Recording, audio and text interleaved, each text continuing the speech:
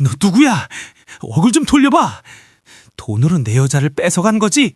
이 사람은 내 아내 박서윤입니다. 그리고 오늘은 나의 결혼식이죠. 내가 내 아내와 결혼하는 것에 무슨 이견이라도 있습니까? 안녕하세요. 지친 마음에 위로와 휴식을 드리는 마음 쉼터입니다. 오늘 들려드릴 이야기는 한 여성의 처절하고 통쾌한 복수극입니다. 7년을 헌신한 재벌 남자친구에게 저는 그저 비상용 스페어 타이어였습니다. 다른 여자와의 결혼을 위해 저를 범죄의 방패막이로 쓰려던 그에게서 도망쳐 웨딩드레스를 입던 날 그에게서 전화가 걸려왔습니다. 당장 그거 벗지 못해 분노에 찬 그의 고함에 저는 차분히 한마디를 돌려주었고 그 한마디에 남자는 지옥을 맛보게 되었습니다. 밤 11시 사무실의 불은 여전히 환했고 적막한 공간 속에는 오직 제 키보드 소리만이 외롭게 울려 퍼지고 있었습니다. 제 앞에는 5천억 원 규모의 태산건설 채권 발행과 관련된 법률 서류 더미가 산처럼 쌓여 있었죠. 누구라도 정신이 아찔해질 만한 액수였습니다. 저는 눈을 가늘게 뜨고 투자 설명서의 모든 조항을 다시 훑으며 회사에 영향을 미칠 수 있는 아주 작은 위험 요소까지 찾아내려 애썼습니다. 7년 된 제 연인이자 이 회사의 대표인 강태준 씨. 그는 잠재적 투자자들과의 마지막 미팅을 위해 잠시 자리를 비운 상태였습니다. 이번 채권 발행만 성공하면 회사를 코스닥에 상장시킬 마지막 발판이 마련되는 것이라 했죠. 그리고 이 일이 끝나면 제 나이 28에 결혼해주겠다던 약속을 지키겠다고 했습니다. 7년의 청춘, 그가 빈손으로 시작한 벤처 사업가에서 경기도 일대의 신흥 부동산 재벌로 성장하기까지 저는 늘 뒤에서 그의 모든 법적 문제를 해결해주는 그림자였습니다. 그때 갑자기 제 컴퓨터가 다운되어 버렸습니다. 담보 자산을 관리하는 은행 측에 확인 메일을 보내야 할 중요한 순간이었죠. 한숨을 쉬며 태준 씨 책상 위, 그가 잠그는 걸 깜빡해 화면이 켜져 있는 노트북으로 시선을 돌렸습니다. 급한 대로 그의 노트북을 빌려 메일을 보내려 했습니다. 우리 사이에 더 이상 비밀은 없다고 믿었으니까요. 마우스에 손을 올리는 순간 그의 카카오톡 화면에 브라더라는 이름의 단체 채팅방에서 새로운 메시지 알림이 떴습니다. 아마 그가 휴대폰으로 동시에 접속해 있는 모양이었죠. 화면에 선명하게 떠오른 글자들은 한겨울에 뜨거운 물을 뒤집어 쓴 것처럼 제 온몸을 내리쳤습니다. 태준, 박서윤, 7년이나 써먹었으면 충분하지. 이번 5천억 채권, 사실 리스크 엄청 커. 법무팀장인 걔 이름으로 최종 사인하게 만들 거야. 문제 터지면 법적 책임은 걔가 다 지는 거지. 난 채린이랑 해외로 뜰 거고 채린이 한국 오면 내 생일에 맞춰서 내 명의 주식 전부 넘겨줄 거야. 서윤이 걔 법은 잘 아니까 휴지 조각된 서류 뭉치나 붙들고 소송이나 걸라지. 뭐 귀가 먹먹해지고 사무실의 모든 공기가 사라진 듯 숨이 막혔습니다. 가슴이 찢어지는 고통에 책상 모서리를 꽉 붙잡아야만 쓰러지지 않을 수 있었죠. 채린, 7년 전 유학을 떠난 그의 첫사랑, 어렴풋이 들어본 이름이었습니다. 성공하면 28에 결혼하자던 그의 달콤한 속삭임이 사실은 다른 여자를 향한 약속이었다니. 저는 그저 멍하니 화면만 바라보았습니다. 눈물조차 나오지 않았습니다. 슬픔은 이미 극한의 혐오감으로 변해버렸기 때문이죠. 지난 7년간 저는 연인이자 동료였을 뿐만 아니라 그가 오래전부터 계획해온 금융사기에 총알바지로 키워진 재물이었습니다. 그는 제 이름과 서명을 이용해 유령 프로젝트의 자금을 합법적으로 모으려 한 겁니다. 투자자들의 돈을 가로채기 위해 수많은 부실 기업들이 쓰는 잔인한 사기 수법이었죠. 또 다른 메시지가 떴습니다. 그의 절친이 보낸 답장이었죠. 야, 너 너무한 거 아니냐. 서윤 씨 착하고 집안도 평범하다며 그렇게까지 해서 벌 안 받을 것 같아? 태주는 비웃는 이모티콘으로 답했습니다. 비즈니스는 전쟁이야. 동정 따윈 사치지. 그리고 난 채린이를 사랑해. 서윤이는 그냥 내가 외로울 때 쓴 스페어 타이어일 뿐이라고. 저는 심호흡을 하며 온몸으로 퍼지는 떨림을 억누르고 스스로에게 다짐했습니다. 침착해야 해. 지금 여기서 소란을 피우면 그는 모든 증거를 없앨 것이다. 그러면 저는 모든 것을 잃고 어쩌면 감옥까지 가게 될 패배자가 되고 말 테니까요. 저는 재빨리 개인 USB를 그의 노트북에 꽂았습니다. 단순한 업무 자료가 아닌 예전에 그가 우연히 조작하는 것을 보았던 시스템 30이라는 이름의 숨겨진 폴더에 접근하기 위해서였죠. 리스크 관리 전문가의 예감은 틀리지 않았습니다. 그 안에는 그가 저에게 검토하라고 넘긴 아름답게 포장된 재무제표와는 전혀 다른 회사의 실제 내부 회계 자료가 전부 들어 있었습니다. 복사 진행률을 나타내는 파란 막대가 느리게 움직였습니다. 1%가 올라갈 때마다 심장이 철렁 내려앉았죠. 그때 복도에서 익숙한 발소리가 들려왔습니다. 차가운 타일 바닥에 부딪히는 구두 소리. 태준 씨가 돌아오고 있었습니다. 완료 메시지가 뜨자마자 저는 USB를 뽑고 재빨리 폴더 창을 닫은 뒤 메일 프로그램을 열어 마치 문서를 작성하고 있었던 것처럼 위장했습니다. 문이 열리고 태준 씨가 환한 미소를 지으며 들어왔습니다. 값비싼 향수 냄새가 코를 찔렀죠. 예전에는 매력적이라 느꼈던 그 향기가 이제는 역겨운 거짓과 위선의 냄새로 느껴졌습니다. 그는 다가와 뒤에서 제 어깨를 감싸 안으며 다정한 목소리로 말했습니다. 아직도 안 끝났어? 내일 하라니까. 우리 자기 고생하는 거 보면 마음 아파. 이것만 끝내면 내가 이 동네에서 제일 화려한 결혼식 열어줄게. 저는 몸이 굳은 채 간신히 비뚤어진 미소를 지어 보였습니다. 그의 손을 살며시 떼어내며 이상할 정도로 차분한 목소리를 유지했죠. 거의 다 끝났어요. 마지막 조항들만 다시 확인하고 있었어요. 일찍 오셨네요. 투자자 미팅은 잘 끝났어요. 그는 제 눈 속의 이질감을 전혀 눈치채지 못했습니다. 자신이 만든 환상 속 승리에 도취해 있었으니까요. 그가 순진한 스페어 타이어라고 여겼던 여자가 이제 그가 공들여 쌓아 올린 지옥의 문을 열 수 있는 열쇠를 손에 쥐었다는 사실을 꿈에도 모른 채 말입니다. 오늘 밤 저는 잠들 수 없을 겁니다. 이리 때문이 아니라 이 잔혹한 사랑의 덫에서 벗어날 완벽한 탈출 계획을 세워야 하니까요.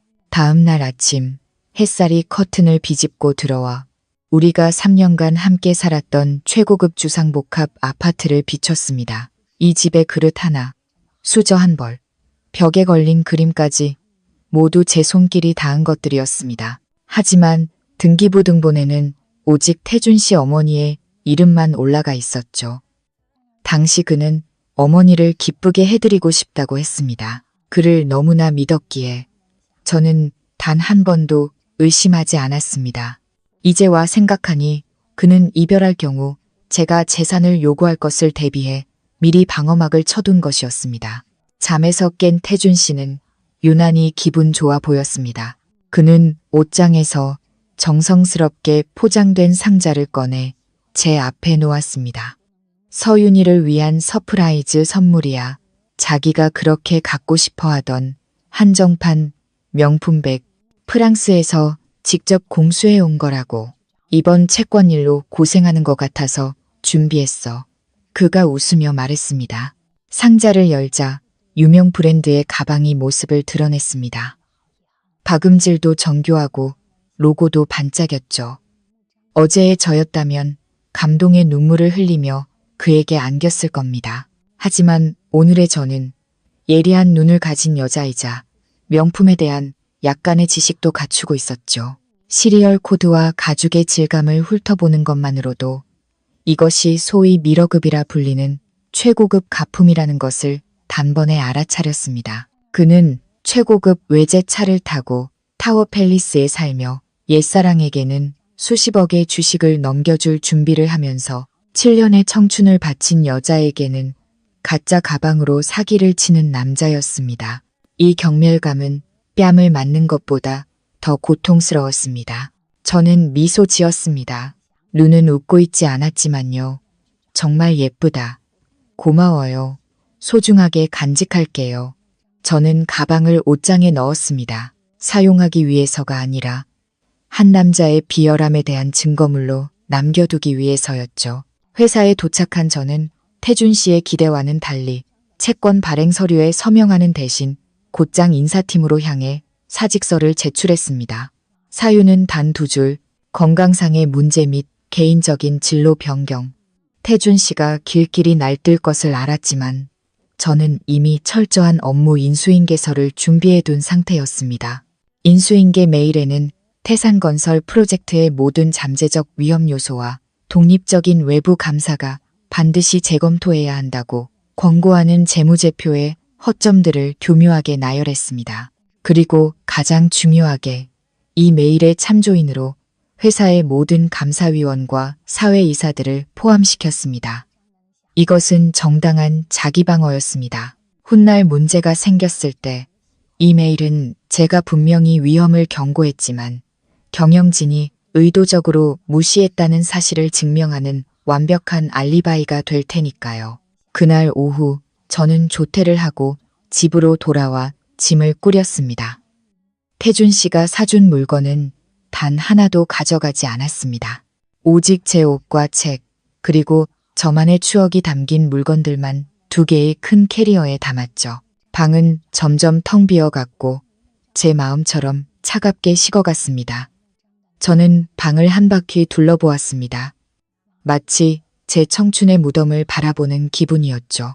캐리어를 끌고 나가기 전 저는 부엌으로 가 라면에 계란을 하나 풀어 끓였습니다. 사업 초창기, 힘들었던 시절, 우리가 한밤중에 자주 나눠 먹던 음식이었죠. 넓은 식탁에 홀로 앉아 라면을 먹었습니다. 목구멍으로 넘어가는 면발이 쓰디썼습니다. 배가 고파서 먹는 게 아니었습니다. 앞으로 나아갈 힘을 얻기 위해 먹는 것이었습니다. 내가 얼마나 가치 없는 자를 위해 고생했는지를 기억하기 위해 먹는 것이었습니다. 식사를 마친 저는 그릇을 깨끗이 씻어 찬장에 정리하고 지난 몇 년간 그래왔던 것처럼 식탁을 말끔히 닦았습니다. 어떤 흔적도 남기고 싶지 않았습니다. 저의 떠남은 이 감정을 끊어내는 방식처럼 깨끗하고 단호해야만 했습니다. 식탁 위에는 집 열쇠와 카드키, 그리고 몸조심해요. 단 2글자가 적힌 노란색 포스트잇 한 장을 남겨두었습니다. 원망도 설명도 없었습니다. 침묵이야말로 가장 잔인한 복수니까요. 캐리어를 끌고 엘리베이터 앞에 섰을 때 주머니 속 전화가 미친 듯이 울렸습니다. 화면에는 내 사랑, 연애 초기에 제가 저장해둔 그의 이름이 떠 있었습니다. 아마 집에 돌아와 텅 빈 공간을 마주했거나 인사팀으로부터 제 퇴사 소식을 들었겠죠. 엘리베이터 문이 닫히고 거짓으로 가득 찬 그의 세계와 저를 단절시켰습니다. 거리로 나온 저는 퇴근길 인파 속으로 섞여 들어갔습니다. 마음은 한결 가벼워졌지만 참았던 눈물이 뺨을 타고 흘러내렸습니다. 해가 저물 무렵 저는 본가에 도착했습니다. 저희 부모님은 도시의 소음과 먼지에서 벗어난 조용하고 평화로운 평창동의 단독주택에 살고 계셨습니다. 이웃 간의 정을 중시하고 느리게 흘러가는 삶을 즐기는 곳이었죠. 아버지는 검사장 출신으로 은퇴하셨고 어머니는 유명 법학 전문대학원의 교수셨지만 2분은 소박하고 조용한 삶을 선택하셨습니다. 지난 7년간 태준 씨는 저희 부모님을 그저 평범한 연금으로 생활하는 은퇴 공무원 정도로만 알고 있었죠. 장거리 이동으로 지쳐 잠시 쉬려는데 어머니는 저를 재촉해 드레스를 입어보러 가자고 하셨습니다. 백년가약은 중요한 일이니 상대 집안이 아무리 오래된 지인이라도 예의를 소홀히 해서는 안 된다고 하셨죠. 어머니의 눈은 기쁨으로 반짝였습니다. 마치 시한폭탄 같은 딸을 드디어 시집 보낸다는 안도감 같은 것이었죠. 저는 그 미소를 지워버릴 수 없어 복잡한 마음을 숨긴 채 조용히 고개를 끄덕였습니다. 웨딩드레스 숍은 강남의 화려한 스튜디오는 아니었지만 아늑하고 품격 있는 분위기를 자아냈습니다. 저는 둥근 단상 위에 서서 백합처럼 활짝 퍼지는 순백의 드레스를 입었습니다. 젊은 직원이 감탄하며 제 허리라인의 주름 하나하나를 섬세하게 매만져 주었죠. 따뜻한 조명 아래 거울에 비친 제 모습이 무척 낯설게 느껴졌습니다. 7년 만에 처음으로 저는 온전히 존중받고 소중히 여겨지는 기분을 느꼈습니다. 강태준 대표의 연인이 아니라 바로 저 자신, 다른 남자의 신부가 될 박서윤으로서 말이죠. 화장대 위에 놓아둔 휴대폰이 요란하게 울리며 정적을 깼습니다. 화면을 본 순간 익숙한 이름에 심장이 쿵 내려앉았습니다. 그리움 때문이 아니라 혐오감 때문이었죠. 강태준, 아마 그는 집에 도착했거나 혹은 공항에서 꿈에 그리던 그녀를 마중하고 온 뒤였을 겁니다. 저는 심호흡을 하고 전화를 받았습니다. 수화기를 들자마자 태준의 으르렁거리는 목소리가 고막을 찢었습니다. 너 어디야? 왜 집에 아무도 없어? 짐은 다 어디로 가져간 거야? 제가 대답하기도 전에 옆에 있던 직원이 아무것도 모른 채 밝게 말했습니다. 신부님, 뒤쪽 리본 고정해야 하니까 살짝만 돌아봐 주시겠어요? 오늘 너무 아름다우셔서 신랑님이 보시면 첫눈에 반하시겠어요. 전화기 넘어가 순간 정지했습니다. 그리고 곧바로 분노로 이성을 잃은 듯한 태준의 목소리가 터져 나왔습니다. 신부, 너 지금 웨딩드레스 입고 있는 거야? 박서윤, 너 지금 무슨 쇼를 하는 거야? 당장 그거 벗어. 내가 너 찾아오게 만들려고 지금 시위하는 거지? 똑똑히 들어. 내 그깟수법. 나한테는 안 통해. 저는 거울 속 제 자신을 똑바로 바라보았습니다. 그 안의 여자는 슬픈 눈을 하고 있었지만 더 이상 그가 조종하는 대로 움직이는 약한 여자가 아니었습니다. 저는 스피커폰으로 전환하고 휴대폰을 화장대 위에 올려놓았습니다. 제 목소리는 겨울 호수처럼 차갑고 평온하게 울려 퍼졌습니다. 강태준 씨, 당신 지금 이진혁 회장님이 계신 진혁그룹의 자회사 대표로 있죠? 그리고 이번에 발행하는 채권, 최종 자금 집행 승인을 누가 하는지는 알고 있나요? 태준은 숨을 헐떡이며 말을 멈췄습니다. 그는 이를 갈며 말했죠. 뭐라는 거야? 그게 이 상황이랑 무슨 상관인데? 저는 비웃었습니다. 과거에 어리석었던 제 자신을 향한 조소였죠. 제 약혼자 이름이 이진혁이에요. 당신의 회장님. 가서 그분한테 명령해 보시죠. 그분이 결혼을 취소하면 저도 이 드레스 벗을게요. 그런데 당신은 대체 무슨 자격으로 저한테 명령하는 거죠? 사기꾼의 자격, 아니면 7년 동안 연인을 스페어 타이어 취급한 남자의 자격. 전화기 저편에서는 거친 숨소리만 들려왔습니다. 이진혁이라는 이름이 가진 무게가 그의 모든 오만함을 짓누르기에 충분하다는 것을 알았죠. 이 바닥에서 이진혁은 거대한 산맥이었고 강태준은 그 발치의 모래 아래 불과했으니까요. 저는 그가 정신을 차릴 때까지 기다려주지 않고 망설임 없이 통화 종료 버튼을 눌렀습니다. 드레스숍은 다시 고요해졌습니다. 직원은 겁에 질린 얼굴로 저를 쳐다보며 아무 말도 못하고 있었죠. 저는 그녀를 향해 부드럽게 미소 지었습니다. 계속 진행해 주세요. 제 볼일은 이제 다 끝났거든요. 그날 밤 강태준은 의기양양하게 우리의 아파트로 돌아왔습니다. 저에게 버릇을 가르쳐 주겠다며 승리자의 모습으로 들어섰죠. 그는 제가 침실에 앉아 울고 있거나 적어도 자신을 기다리는 온기 정도는 남아있을 거라 생각했을 겁니다. 하지만 그를 맞이한 것은 소름 끼치는 침묵뿐이었습니다. 태준은 침실로 달려가 옷장 문을 활짝 열었습니다. 제 옷으로 가득했던 공간의 절반이 텅 비어 있었고 그의 비싼 양복들만이 외롭게 걸려 있었죠. 그는 제가 늘 저녁을 준비하며 그를 기다리던 부엌으로 달려갔습니다. 하지만 부엌은 먼지 한 톨 없이 차갑게 식어 있었습니다. 부엌 식탁 위에는 제가 남긴 노란 포스트잇과 열쇠 꾸러미만이 놓여 있었죠. 몸 조심해요. 익숙한 제 필체로 쓰인 짧은 두 단어가 이제는 칼날처럼 날카롭게 그의 자존심을 베었습니다. 태주는 포스트잇을 구겨 바닥에 내던지며 제 이름을 울부짖었지만 돌아오는 것은 텅 빈 집을 울리는 자신의 목소리뿐이었습니다. 그는 미친 듯이 제게 전화를 걸었지만 수십 번을 걸어도 전화기가 꺼져 있어 라는 기계적인 안내음만 흘러나왔습니다. 분노가 폭발한 그는 제가 베고 자던 베개를 집어 던지려 했습니다. 하지만 부드러운 천에 코를 박는 순간 제가 늘 쓰던 섬유유연제의 익숙한 향기가 훅 끼쳐오자 그의 손은 허공에서 멈췄습니다. 7년 만에 처음으로 태주는 제 존재가 공기처럼 당연한 것이 아니었음을 어렴풋이 깨닫기 시작했습니다. 그는 공허함과 상실감을 느꼈지만 거대한 자존심 때문에 자신이 틀렸다는 것을 인정할 수 없었습니다. 그는 스스로를 위로했습니다. 분명 부모님 집에 가서 며칠 빌붙다 돈 떨어지면 다시 기어 올라오겠지. 여자들 홧김에 하는 행동 며칠이나 가겠어.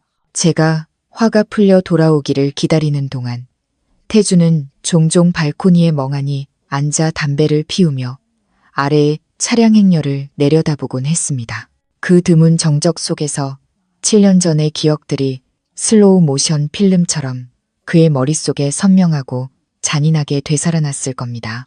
그 시절 저는 순수하고 열정 넘치는 법대 졸업반 학생이었습니다. 그는 막 졸업한 시골 출신의 청년으로 빈손으로 부자가 되겠다는 꿈에 부풀어 있었죠. 우리는 한 스타트업 강연에서 만났습니다. 그는 종이 위에서만 존재하는 수조 원짜리 프로젝트에 대해 열변을 토했고 저는 아래에 앉아 그의 의지에 감탄하며 눈을 반짝였습니다. 하지만 그 만남의 진실은 훨씬 더 추악했습니다. 나중에 모든 증거를 손에 쥔 후에야 알게 된 사실이지만 그는 제게 반해서 접근한 것이 아니었습니다. 당시 그의 첫사랑인 체린이 유학 장학금을 받고 이별을 통보한 직후였죠. 그는 가난 때문에 사랑을 잃었다며 세상을 원망했습니다. 그러다 저를 만난 겁니다. 체린과 웃는 모습이 희미하게 닮았고 무엇보다 그의 신생 회사에 절실히 필요했던 법률 지식을 갖춘 여자. 그는 법을 교묘하게 이용할 만큼 똑똑하면서도 자신이 마음대로 조종할 수 있을 만큼 순진한 여자가 필요했습니다. 그리고 아직 사랑에 상처받아 본 적 없는 순진한 저는 그의 계산에 완벽하게 들어맞는 조각이었습니다. 저는 혹독한 겨울밤 그의 회사를 지키기 위해 밤새워 계약서를 검토했던 기억들을 떠올렸습니다. 그가 아파 누워있을 때 제가 죽을 끓여 한 숟가락씩 떠먹여 주던 날들도 생각났죠. 그는 눈을 감은 채 혼수 상태 속에서 다른 여자의 이름을 중얼거렸습니다. 그때 저는 어리석게도 그가 고향의 가족을 부르는 것이라 생각했습니다. 그 체린이라는 이름이 우리 관계 내내 떠돌던 유령이었다는 사실은 꿈에도 모른 채 말입니다. 태주는 체린이 떠나기 전 그녀에게 맹세했습니다. 내가 성공할 때까지 기다려줘. 28살 생일에 우리 둘 다 짝이 없다면 다시 시작하자. 로맨틱 소설에나 나올 법한 이 약속은 저 같은 다음 사람에게는 사형 선고나 다름없었습니다. 그는 저를 일종의 보험, 고급 스페어 타이어처럼 곁에 두었습니다. 체린이 돌아오면 저는 가차없이 버려질 운명이었고 만약 그녀가 돌아오지 않거나 다른 남자가 생기면 순종적인 아내가 될 제가 그의 성공한 가장 이미지를 위한 안전한 선택지가 될 것이었습니다. 태준의 눈에 제 7년의 청춘은 수익률 좋은 투자에 불과했습니다. 그는 저를 이용해 사업을 일으켰고 제 명의로 위험한 대출을 받았으며 제 헌신을 이용해 자신의 사생활을 돌보게 했습니다. 그는 단 한 번도 저를 인생의 동반자로 생각한 적이 없었습니다. 그저 말하고 웃고 돈을 벌어다 주는 만능 도구로 여겼을 뿐이죠. 저는 그가 발코니에 앉아 연기를 내뿜으며 자신의 완벽한 계획에 만족하며 비웃는 모습을 상상했습니다. 그는 제가 자신을 너무나 사랑하고 너무 많이 희생했기 때문에 절대 떠나지 못할 것이라 믿었을 겁니다. 한 관계에 모든 것을 쏟아부은 여자는 돌아갈 길이 없다고 생각했겠죠. 하지만 그는 틀렸습니다. 모든 것을 쏟아부었기에 진실을 알게 된 순간 저는 미련 없이 텅 비고 가벼워질 수 있었습니다. 사랑도 존경도 사라진 제게 남은 것은 얼음장처럼 차가운 이성뿐이었습니다. 저는 그가 원할 때마다 갈아 끼우는 스페어 타이어가 아닙니다. 저는 제 인생의 운전대를 잡은 사람이고 이제 배신자의 발자국이 없는 새로운 길로 방향을 틀 시간이었습니다. 제가 선을 본 날 밖에는 보슬비가 내리고 있었습니다. 어머니는 비가 오는 것은 복이라며 새로운 시작을 위한 좋은 징조라고 하셨죠. 저는 단정한 베이지색 원피스를 입고 잠 못 이룬 밤에 다크서클을 가리기 위해 가볍게 화장을 했습니다. 약속 장소는 고급 레스토랑이나 낭만적인 카페가 아닌 상대방 가족의 저택에 있는 서재였습니다. 그만큼 이 만남이 진지하고 비밀스럽다는 것을 의미했죠. 제 맞은편에 앉은 남자. 이진혁 씨는 언론이나 재계의 소문 속 차갑고 냉철한 이미지와는 사뭇 달랐습니다. 실제의 그는 놀라울 정도로 차분하고 온화한 분위기를 풍겼습니다. 저보다 10살이 많았고 그의 눈가에는 권력을 가진 남자의 매력적인 주름이 자리 잡고 있었죠. 그는 하얀 셔츠에 소매를 걷어 올리고 있었는데 낡은 가죽 스트랩 시계가 드러났습니다. 과시적이지 않으면서도 상대를 압도하는 기품이 느껴졌습니다. 진혁 씨는 제게 차를 따라 주었습니다. 그의 행동은 느긋하고 차분했죠. 그는 미사여구나 값싼 수작으로 시간을 낭비하지 않았습니다. 대신 얇은 서류철 하나를 제 쪽으로 밀었죠. 그의 낮고 부드러운 목소리가 조용한 서재에 울렸습니다. 서윤 씨가 사랑 때문에 이 자리에 온 게 아니란 걸 압니다. 저 또한 마찬가지입니다. 우린 둘 다 현실적인 사람들이죠. 저는 서류철을 들어 첫 줄을 훑어보았습니다. 그것은 혼전 계약서였습니다. 하지만 그 내용은 제 예상을 완전히 빗나갔습니다. 까다로운 재산 분할 조항도 출산이나 시댁에 대한 의무 조항도 없었습니다. 대신 상호 존중과 보호 그리고 협력에 대한 약속이 담겨 있었죠. 저는 법적으로 깨끗하고 전문성을 갖췄으며 그룹을 장악하려는 이사회 앞에서 제 옆에 설 수 있는 배짱을 가진 아내가 필요합니다. 서윤 씨의 집안, 그리고 서윤 씨의 배경은 주주들의 신뢰를 얻기에 가장 좋은 보증수표가 될 겁니다. 진혁 씨는 제 눈을 똑바로 바라보았습니다. 그의 날카로운 시선은 제 마음속을 꿰뚫어 보는 듯 했습니다. 그리고 서윤 씨, 당신이 강태준이라는 친구 때문에 공경에 처해 있다는 것도 압니다. 그가 궁지에 몰렸을 때 버릴지 모를 비열한 짓들로부터 당신의 가족을 지켜줄 강력한 힘이 필요하겠죠. 저는 깜짝 놀랐습니다. 그가 모든 것을 알고 있었던 겁니다. 저의 7년간의 관계, 제가 손에 쥔 태준의 금융비리 증거, 그리고 부모님의 안위에 대한 제 두려움까지도. 그는 비난하거나 동정하지 않고 명쾌한 해결책을 제시했습니다. 왜 저죠? 제 목소리가 가늘게 떨렸습니다. 회장님 주변에는 저보다 훨씬 젊고 아름답고 집안 좋은 여자들이 넘쳐날 텐데요. 진혁 씨가 미소 지었습니다. 그 드문 미소에 그의 얼굴이 한결 따뜻해 보였습니다.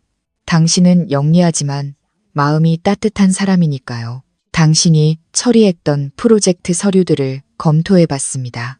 상부의 압박에도 불구하고 소액 투자자들의 피해를 최소화하려 노력한 흔적들이 보이더군요. 사기와 거짓이 판치는 이 금융계에서 지성을 갖춘 선량함이야말로 가장 귀한 자산입니다. 저는 움직이는 꽃병이 아니라 마음을 나눌 수 있는 동반자가 필요합니다.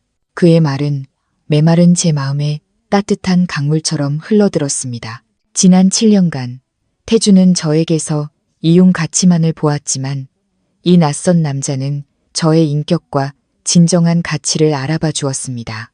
저는 계약서에 망설임 없이 서명했습니다.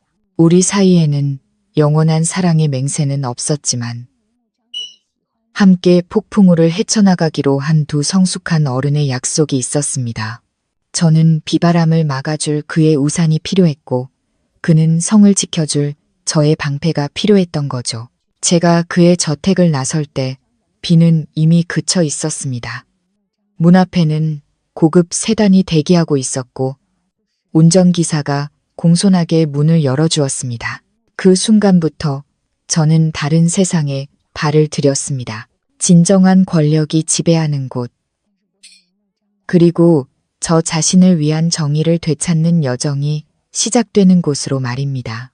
태준의 예상대로 그가 7년간 기다려온 여자는 돌아왔습니다. 체린을 태운 비행기는 쨍한 햇볕이 내리쬐는 오후 인천국제공항에 착륙했습니다. 태준은 중요한 주주총회 마저 내팽개치고 그의 뮤즈를 마중하기 위해 공항으로 달려갔습니다. 회사에서는 제 갑작스러운 부재로 인한 문제들이 터져나오기 시작했습니다. 새로운 법무팀 직원은 주요 프로젝트의 원본 서류를 찾지 못해 허둥댔고 은행에서는 대출금 지급을 위한 추가 서류를 요청하는 전화가 빗발쳤죠. 하지만 태주는 모든 것을 무시했습니다. 지금 그에게 가장 중요한 것은 체린이었고 그녀는 그가 꿈꿔온 빛나는 미래 그 자체였으니까요. 체린은 명품 캐리어를 끌며 입국장을 걸어 나왔습니다. 오랜 해외 생활에서 묻어나는 세련미와 거리감이 느껴졌죠.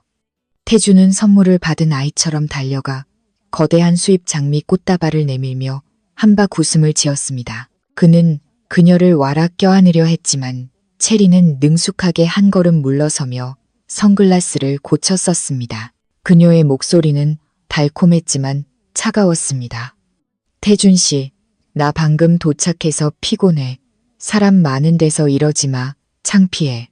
태준은 순간 멈칫했지만 이내 그녀가 서약물을 먹어서 그렇다며 대수롭지 않게 넘겼습니다. 그는 체린의 시선이 꽃다발이나 자신의 얼굴이 아닌 그가 잠시 주차해둔 고급 외제차의 가치를 평가하고 있다는 사실을 전혀 눈치채지 못했습니다. 그가 예약해둔 5성급 호텔로 체린을 데려가는 길에 태주는 자신의 성공에 대해 쉴 새 없이 떠들어댔습니다. 곧 상장될 회사와 자신이 가진 재산에 대해서 말이죠. 체린은 조수석에 앉아 무심히 창밖을 바라보며 가끔 형식적인 감탄사만 내뱉었습니다. 정말 대단하다. 7년 만에 엄청 변했네. 그러다 그녀가 무심하게 물었습니다. 근데 친구들한테 들었는데 회사에 오래 사귄 여자친구 있다며? 이름이 서윤이랬나? 그 사람은 어딨어? 왜 같이 안 왔어? 체린의 툭 던진 질문에 태주는 뜨끔했습니다. 하지만 그녀의 표정이 무덤덤한 것을 확인하고는 경멸적인 말투로 대답했죠. 아, 그 직원? 그냥 좀 만났는데 잘 안 맞았어. 너무 현실에 안주하고 쓸데없는 질투도 많고 얼마 전에는 갑자기 화를 내면서 회사를 그만두고 시골 가서 결혼하겠다더라. 발전 가능성 없는 여자는 붙잡을 필요 없지. 나랑 같이 갈 길이 아니니까. 체리는 알 수 없는 미소를 지었습니다. 그래, 안 됐네. 하지만 뭐, 오빠가 자기 사업에 집중하는 게 맞는 거지. 남자는 능력이 있어야 아내랑 자식들 먹여 살리지. 그 말을 들은 태주는 뜰 듯이 기뻤습니다. 체린을 안주인으로 맞이할 길이 깨끗하게 정리되었다고 믿었죠. 그는 회사에서 제 갑작스러운 퇴사를 둘러싼 소문이 흉흉하게 퍼지고 있다는 사실을 몰랐습니다. 과거 저에게 도움을 받았던 동료들은 태준을 실망과 경멸의 눈빛으로 바라보았습니다. 그의 성공 뒤에 누가 있었는지, 그리고 그의 이런 배신이 회사의 몰락을 예고하는 신호탄이라는 것을 그들은 알고 있었습니다. 하지만 환상적인 사랑에 취해 있는 태준이 발밑에 균열을 볼 리가 없었죠. 체린의 귀국과 생일을 축하하기 위해 태준은 도시에서 가장 호화로운 레스토랑의 VIP 룸을 통째로 빌렸습니다. 초대 손님은 그의 중마고 우들 뿐만 아니라 그가 미래의 사모님을 자랑하고 싶었던 사업 파트너들도 포함되어 있었습니다. 그는 자신의 7년간의 기다림이 얼마나 가치 있었는지, 그리고 체린이 자신이 그리는 상류층의 삶에 얼마나 완벽한 조각인지를 세상에 증명하고 싶어 했습니다. 파티는 화려했습니다. 최고급 와인이 넘쳐 흐르고 시끄러운 음악과 공허한 축사가 오갔죠. 태준은 비싼 양복을 입고 와인잔을 든 채 술과 흥분으로 붉어진 얼굴로 외쳤습니다. 오늘은 체린이의 생일이자 내 인생 최고의 날입니다. 여러분도 보셨죠? 진정한 남자는 기다릴 줄 알아야 합니다. 임시방편은 영원히 임시방편일 뿐이고 다이아몬드는 어디를 갔다가 돌아와도 여전히 빛나는 법이죠. 태준의 친구들. 그 역시 사기와 투기로 돈을 번 무리들이 환호하며 웃었습니다. 그중 한 명이 낯선 여자의 허리를 감싼 채 혀꼬부라진 소리로 말했습니다. 맞는 말이야. 축하한다. 강 대표. 근데 솔직히 박서윤 그 여자랑 헤어진 건 정말 잘한 선택이야. 착하긴 한데 너무 재미없잖아. 어딘가 모르게 궁상맞아 보이기도 하고 우리 체린 씨의 세련미에 비하면 아무것도 아니지. 체린은 태준 옆에 앉아 그가 막 선물한 다이아몬드 반지를 만지작거렸습니다. 그녀는 승리자의 미소를 짓고 있었지만 시선은 다른 곳을 향하고 있었죠. 그녀는 태준이 아닌 옆 테이블에 앉은 진짜 재벌 2세들의 무리를 훑어보고 있었습니다. 체린에게 태준은 그저 더 좋은 기회를 잡기 위한 임시 정류장이자 잠시 스쳐가는 지갑에 불과했습니다. 태준 오빠 말이 맞아요. 체린이 꿀처럼 달콤하지만 칼날처럼 날카로운 목소리로 말했습니다. 여자는 자기 가치를 아는 게 가장 중요해요. 서윤 씨도 좋은 사람이겠지만 아마 시골의 평범한 삶이 더 어울릴 거예요. 우리 다 같이 그분이 하루빨리 순박한 시골 총각이라도 만나길 축복해주자고요. 파티에 참석한 모두가 폭소를 터뜨렸습니다. 그 웃음소리는 자리에 없는 한 사람의 자존심에 못을 박는 망치 소리 같았죠. 그들이 시골뜨기라며 비웃는 그 여자가 지금 그들이 기생하고 있는 회사의 법적 운명을 손에 쥐고 있다는 사실을 아무도 몰랐습니다. 태준은 가장 크게, 가장 만족스럽게 웃었습니다. 그는 과거를 완벽하게 정리했다고 생각했지만 잔인한 진실을 눈치채지 못했습니다. 이 화려한 파티의 비용은 사채로 충당되었고 밖에 세워진 고급 외제차는 은행의 압류 대상 목록에 올라 있었으며 가슴을 펴고 자신을 과시하는 이 남자는 사실 줄 위에서 춤추는 꼭두각시에 불과하다는 것을 말입니다. 진짜 비극은 저를 향한 조롱이 아니라 스스로를 왕과 여왕이라 착각하는 자들의 어리석음 그 자체였습니다. 파티가 무르익고 술 기운이 오르자 분위기는 더욱 무질서해졌습니다. 태준의 친구 중 한 명이 진실 혹은 도전 게임을 제안했죠. 낡고 유치한 게임이지만 비밀을 폭로하거나 사람들을 미친 짓으로 몰아가기에는 언제나 효과적이었습니다. 빈 와인병이 테이블 위에서 핑그르르 돌다가 천천히 체린을 향해 멈췄습니다. 환호성과 휘파람 소리가 터져 나왔죠. 태준은 체린을 사랑스러운 눈빛으로 바라보았습니다. 그는 이것이 과거의 맹세를 다시 한번 공개적으로 확인하고 모두 앞에서 그녀의 사랑을 인정하게 만들 절호의 기회라고 생각했습니다. 그는 체린의 귀에 속삭였지만 일부러 모두가 들을 수 있을 만큼 큰 소리로 말했습니다. 진실을 선택해. 내 질문은 간단해. 우리 28살의 약속 기억나? 그때 우리 둘 다 솔로면 결혼하기로 한 거. 이제 내가 돌아왔고 나도 솔로야. 어떻게 할 생각이야? 순간 정적이 흘렀습니다. 모두의 시선이 채린에게 쏠렸죠. 수줍은 긍정의 표시나 낭만적인 키스를 기대하면서요. 하지만 채린은 그러지 않았습니다. 그녀는 마치 누군가 자신의 비싼 드레스를 밟기라도 한 것처럼 미간을 살짝 찌푸렸습니다. 그녀는 옆 테이블의 젊은 재벌이 새가 호기심 어린 눈으로 이쪽을 쳐다보는 것을 의식했죠. 체리는 자신이 임자 있는 여자로 오해받는 것이 두려웠고 그래서 즉시 태준을 버리기로 결심했습니다. 체리는 차갑게 웃으며 와인을 한 모금 마신 뒤 여유롭게 대답했습니다. 태준 오빠, 너무 취했나 봐. 7년 전 어린애들 장난 같은 걸 누가 그렇게 오래 기억해? 그때는 그냥 재미로 한 말이지. 그걸 진짜라고 믿었던 거야. 나는 내 커리어를 위해 돌아온 거야. 결혼 같은 건 아직 생각 없어. 그 대답은 태준의 얼굴에 찬물을 끼얹는 것과 같았습니다. 그의 입가에 걸려있던 미소가 굳었고 와인잔을 든 손이 가늘게 떨렸습니다. 그는 더듬거리며 말했습니다. 하지만 난 그 약속 때문에 7년 동안 너만 기다렸어. 다른 여자들은 다 마다하고. 태준이 횡설수설하며 자신의 체면을 깎아내리자 체리는 결정타를 날리기로 했습니다.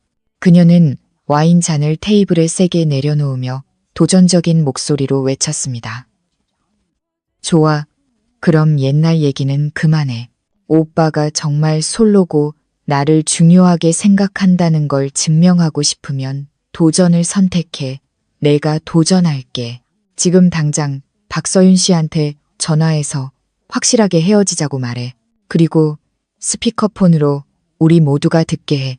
오빠가 정말 미련 없이 깨끗한 건지 아니면 아직도 질척거리는 건지 어디 한번 보자고. 친구들이 환호하며 부추겼습니다. 그래, 전화해. 강 대표, 남자답게 증명해봐. 태준은 궁지에 몰렸습니다. 상처받은 남자의 자존심과 술기운이 이성을 마비시켜 그에게는 더 이상 물러설 곳이 없었습니다. 그는 떨리는 손으로 휴대폰을 꺼내 제 번호를 찾았습니다. 그의 머릿속에는 오직 하나의 생각뿐이었습니다. 체린을 기쁘게 해야 한다. 저 스페어 타이어에게는 어떤 미련도 없다는 것을 증명해야 한다. 자정이 막 지났을 때 제 휴대폰이 울렸습니다. 저는 진혁 씨의 서재에서 그와 함께 결혼식에 초대할 중요 하객 명단을 검토하고 있었습니다.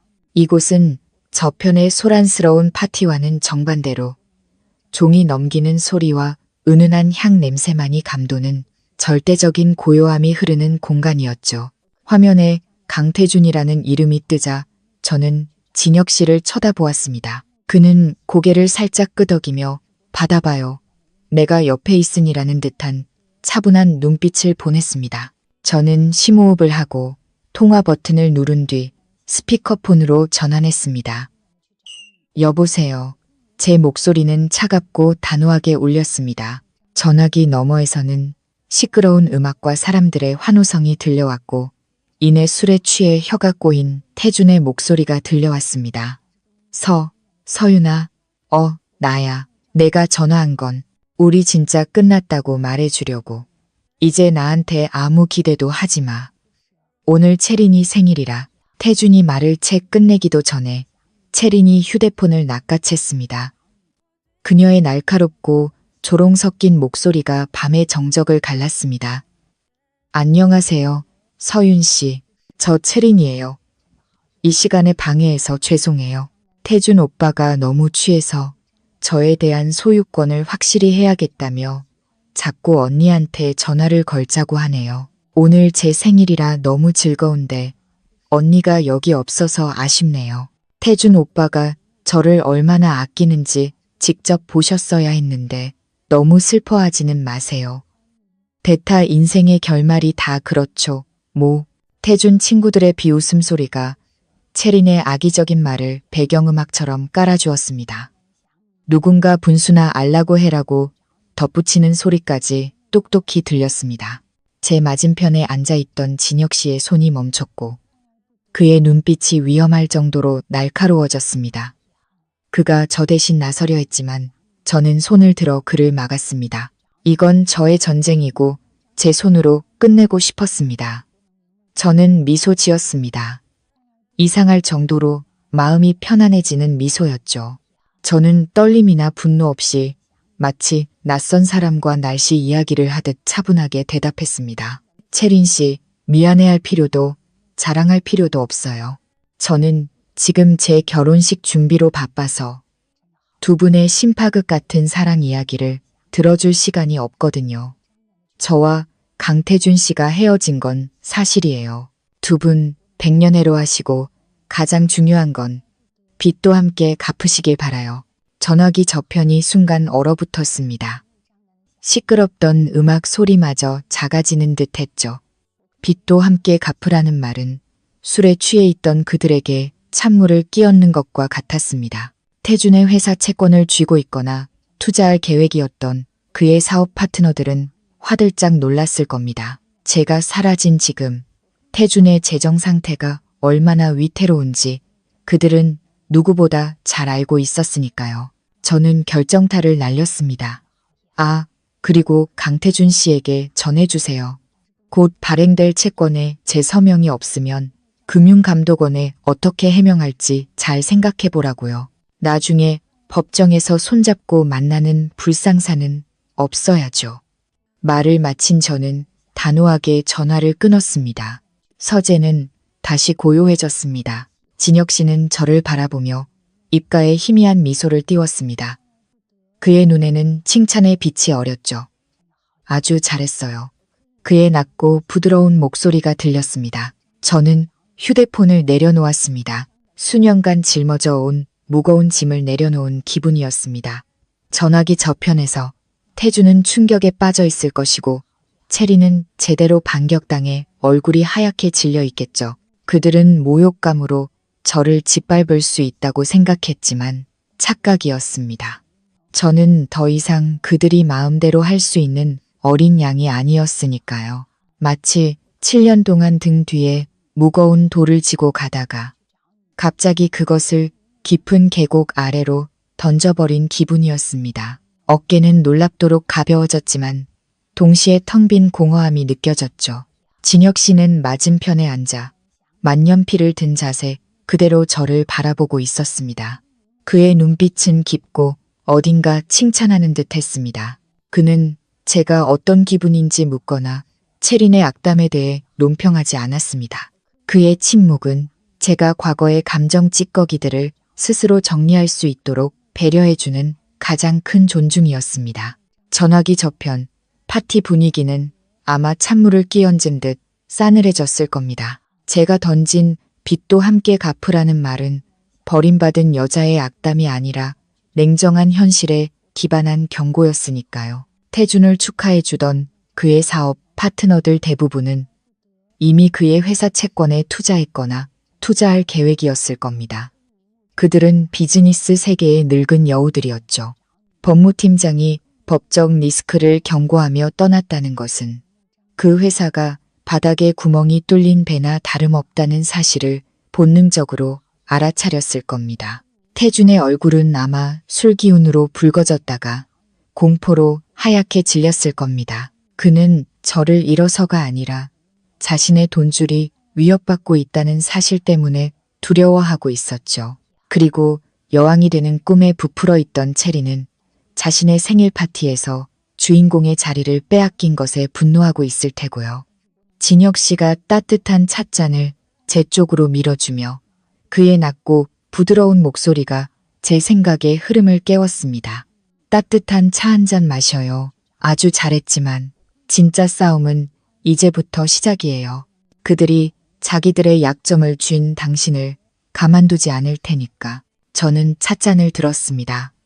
손바닥으로 전해지는 온기가 겨울밤의 냉기를 몰아냈죠.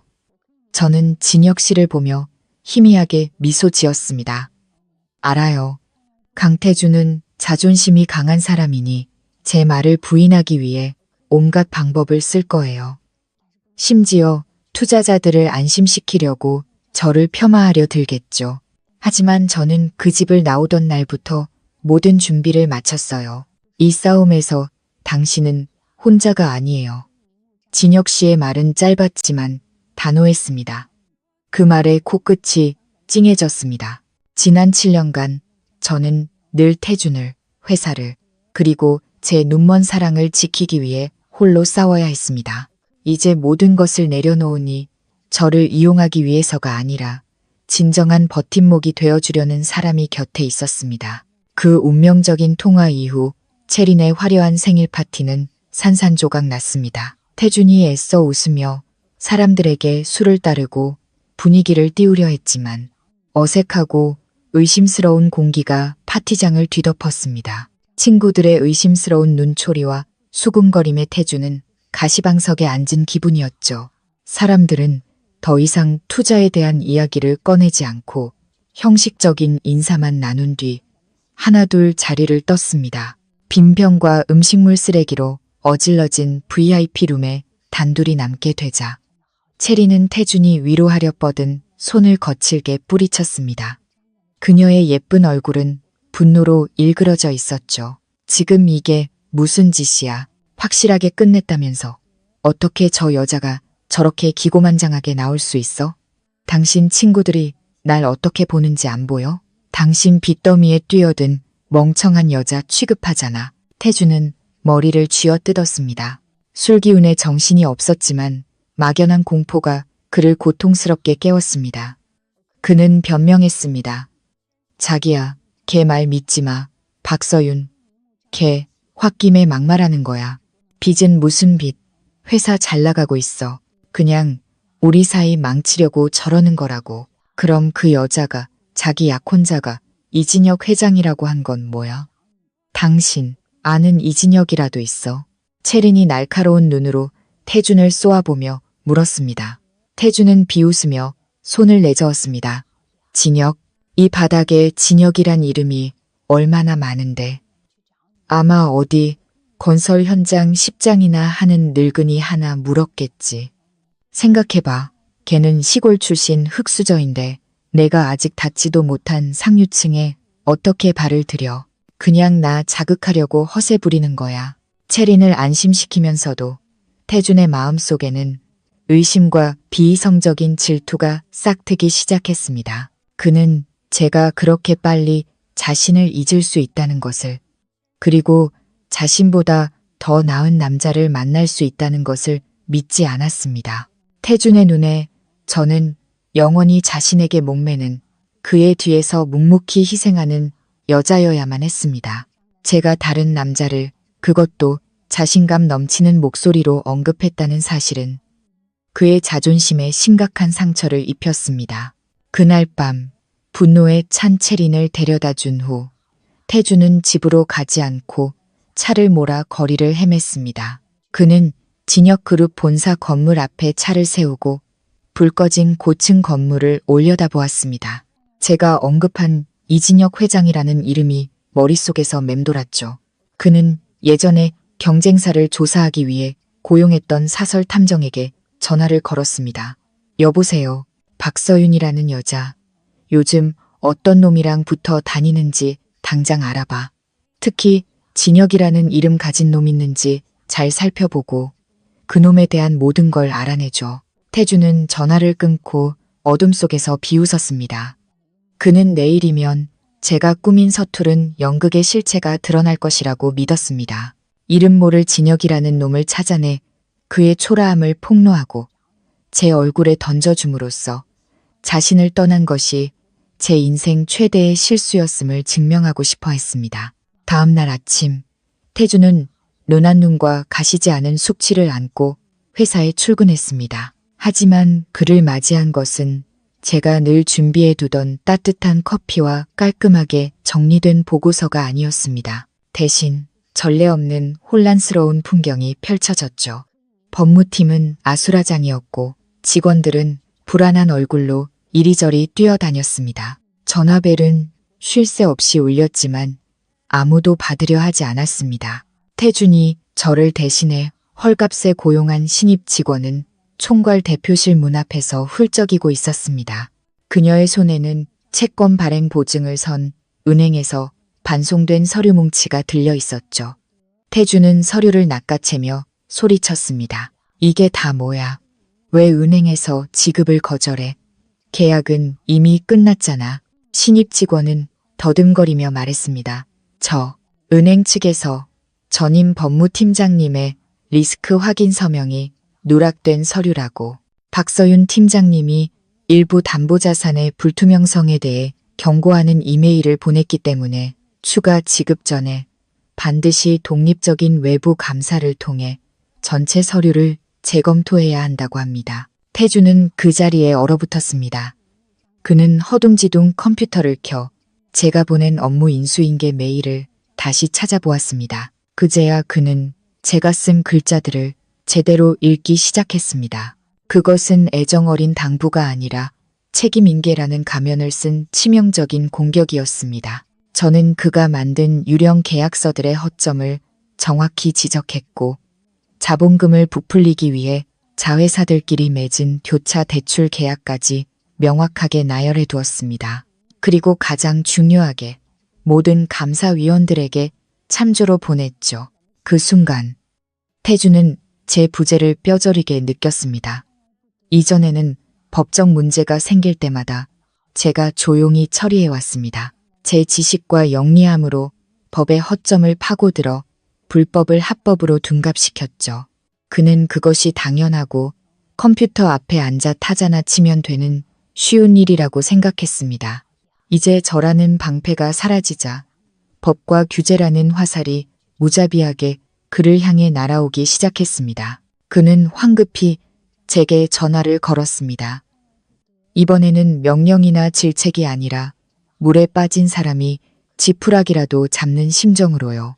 그는 달콤한 말로 저를 구슬리고 사과하며 심지어 주식을 좀 나눠주겠다고 약속해서라도 저를 다시 돌아오게 해 이 서류들에 서명하게 만들 작정이었습니다. 하지만 돌아오는 것은 끝없는 통화 연결음의 절대적인 침묵뿐이었습니다. 태주는 휴대폰을 소파에 내던지고 머리를 감싸준 채 주저앉았습니다.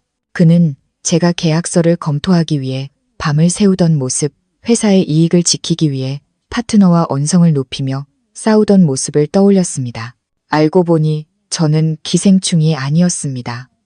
저는 집을 지키는 사람이었습니다. 그리고 집 지키는 사람이 떠나자 그 집은 즉시 황량해지고 붕괴의 위험에 처하게 된 것입니다. 그때 문이 열리고 명품으로 치장한 채린이 굳은 얼굴로 들어왔습니다. 그녀는 핸드백을 책상에 던지며 쏘아붙였습니다. 도대체 어떻게 된 거야? 왜 내 신용카드가 정지됐어? 스파에서 결제하려는데 오류가 나서 망신당했잖아. 태주는 채린을 올려다보았습니다. 처음으로 그의 눈에는 맹목적인 사랑 대신 잔인한 비교의식이 싹트고 있었습니다. 한쪽은 돈만 쓰며 요구하기 바쁜 여자, 다른 한쪽은 돈을 벌어주고 자신을 지켜줬던 여자. 뒤늦은 후회가 그의 마음속에 스며들기 시작했습니다. 하지만 모든 것은 이미 너무 늦어버렸습니다. 그의 설날, 매서운 추위가 살을 내는 듯 했지만 거리의 분위기는 활기찼습니다. 사람들은 서둘러 명절 선물을 사들고 집으로 향했고 거리 곳곳에서 웃음소리가 들려왔죠. 하지만 태준에게는 그 어느 때보다 춥고 외로운 명절이었습니다. 회사에 잇따른 문제로 자금 흐름이 막히자 그는 더 이상 채린의 사치스러운 취미를 감당할 수 없게 되었습니다. 그리고 그녀는 본성대로 차가워지기 시작했죠. 설날 밤, 채린은 유학생 친구들과의 파티에 가야 한다며 텅 빈 고급 아파트에 태준을 홀로 남겨두었습니다. 태준은 식탁 위에 놓인 와인병과 채린에게 선물하려다 디자인이 촌스럽다며 거절당한 보석 상자를 바라보았습니다. 술과 극한의 외로움 속에서 그는 문득 저를 떠올렸습니다. 예전 설날 저는 항상 정성껏 떡국을 끓이고 따뜻한 차례상 음식을 준비했었죠. 우리는 함께 잔을 부딪히며 새해의 평안을 기원했습니다. 무슨 생각이었을까요? 태주는 채린이 거절한 보석 상자를 들고 제가 대학을 막 졸업했을 때 살았던 낡은 자취방으로 향했습니다.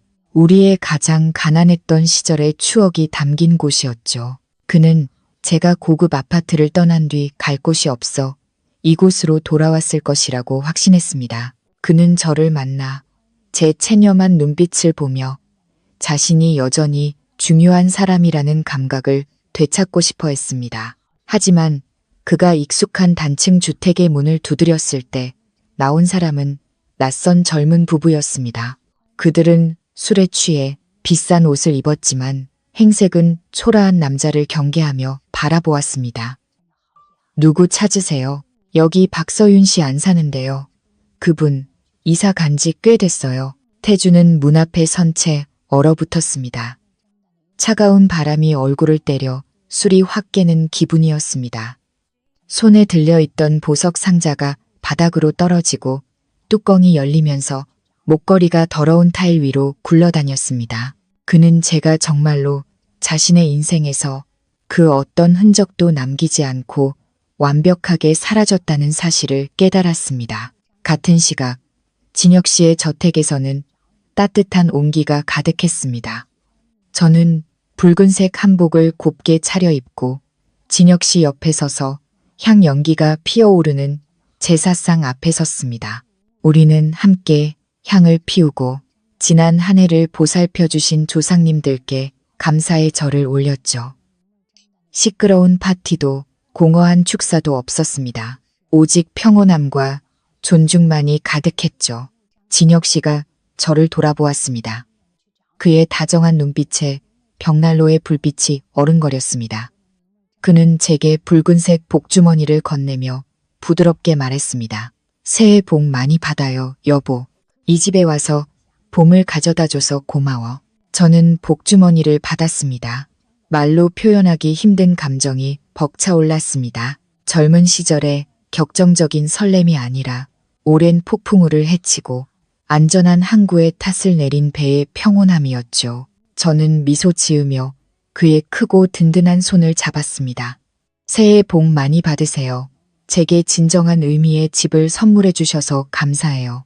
밖에서는 새해를 알리는 불꽃이 밤하늘을 수놓기 시작했습니다. 올해는 힘든 싸움으로 가득한 한 해가 될 것입니다. 하지만 저는 더 이상 두렵지 않았습니다. 제 곁에는 이제 진정한 동반자가 있으니까요. 그 외로운 설날 밤 이후 태주는 마치 10년은 늙어버린 듯 했습니다. 은행의 압박, 파트너들의 외면, 그리고 채린의 냉대까지 그는 마치 상처 입은 짐승처럼 절망 속에서 발버둥 쳤습니다. 그는 여전히 채린이 잠시 화가 났을 뿐이며 언젠가 자신과 함께 행복한 가정을 꿈꾸던 과거의 그녀로 돌아올 것이라는 헛된 희망에 매달렸죠. 하지만 현실은 언제나 잔인하게 가장 방심한 순간에 찾아왔습니다. 명절 분위기가 아직 가시지 않은 어느 봄날 아침, 태주는 텅 빈 사무실에 앉아 무의식적으로 휴대폰을 보고 있었습니다. 그때 채린의 새로운 SNS 게시물 알림이 떴습니다. 사진 속 그녀는 제주도의 호화로운 요트 위에서 젊은 남자의 어깨에 기댄 채 와인잔을 들고 있었습니다. 캡션은 짧았지만 그 어떤 이별 통보보다도 치명적이었습니다. 딱 맞는 사람, 딱 맞는 시간. 내게 와줘서 고마워. 태주는 사진을 확대해 남자의 얼굴을 자세히 뜯어보았습니다. 보면 볼수록 그의 얼굴은 하얗게 질려갔습니다. 그는 낯선 사람이 아니었습니다. 바로 태준이 채린을 소개시켜줬던 브라더 모임의 멤버 김민준이었습니다. 민준은 유명한 건설 자재 회사의 망나니 아들로 태준보다 몇 배는 더 부유했죠. 알고 보니 태준이 미인의 마음을 얻기 위해 돈을 쏟아부었던 그 파티들에서 채린은 이미 조용히 더 견고한 정박지를 물색하고 있었던 겁니다. 그녀는 제가 남긴 법적 문제들 때문에 태준의 배가 가라앉고 있다는 것을 눈치채고 침몰하기 전에 더 화려한 배로 재빨리 갈아탄 것이었습니다. 태준은 떨리는 손으로 채린에게 전화를 걸었습니다. 이번에는 그녀가 전화를 받았죠.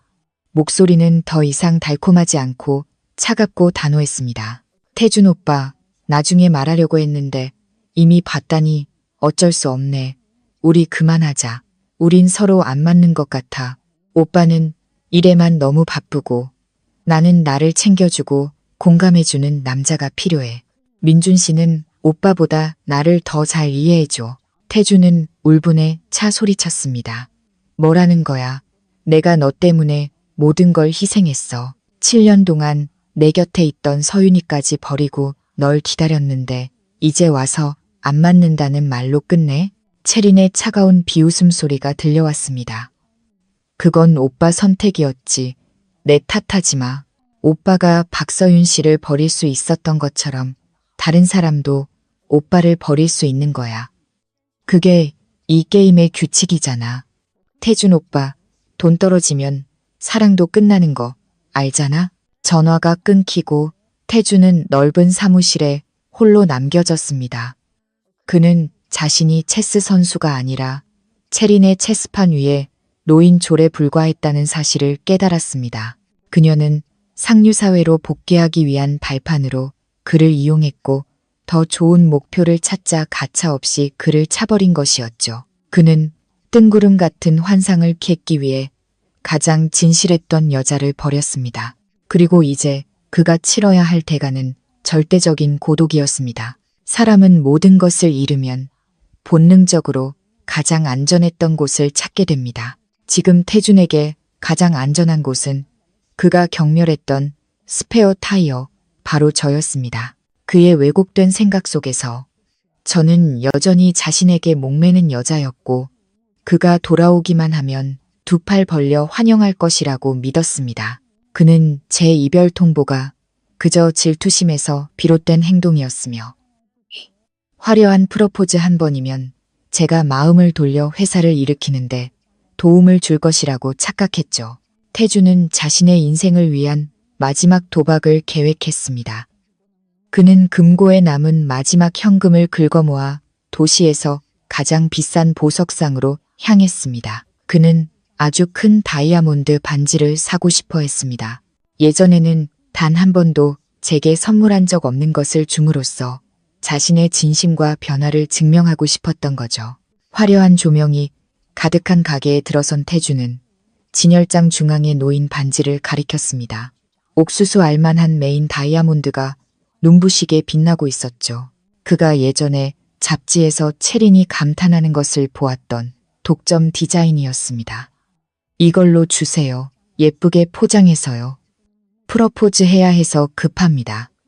태준은 몰락한 재벌의 마지막 자존심을 지키려는 듯 오만한 말투로 말했습니다. 직원은 난처한 표정으로 정중하게 고개를 숙였습니다. 손님, 정말 죄송합니다만 이 반지는 이미 예약된 상품입니다.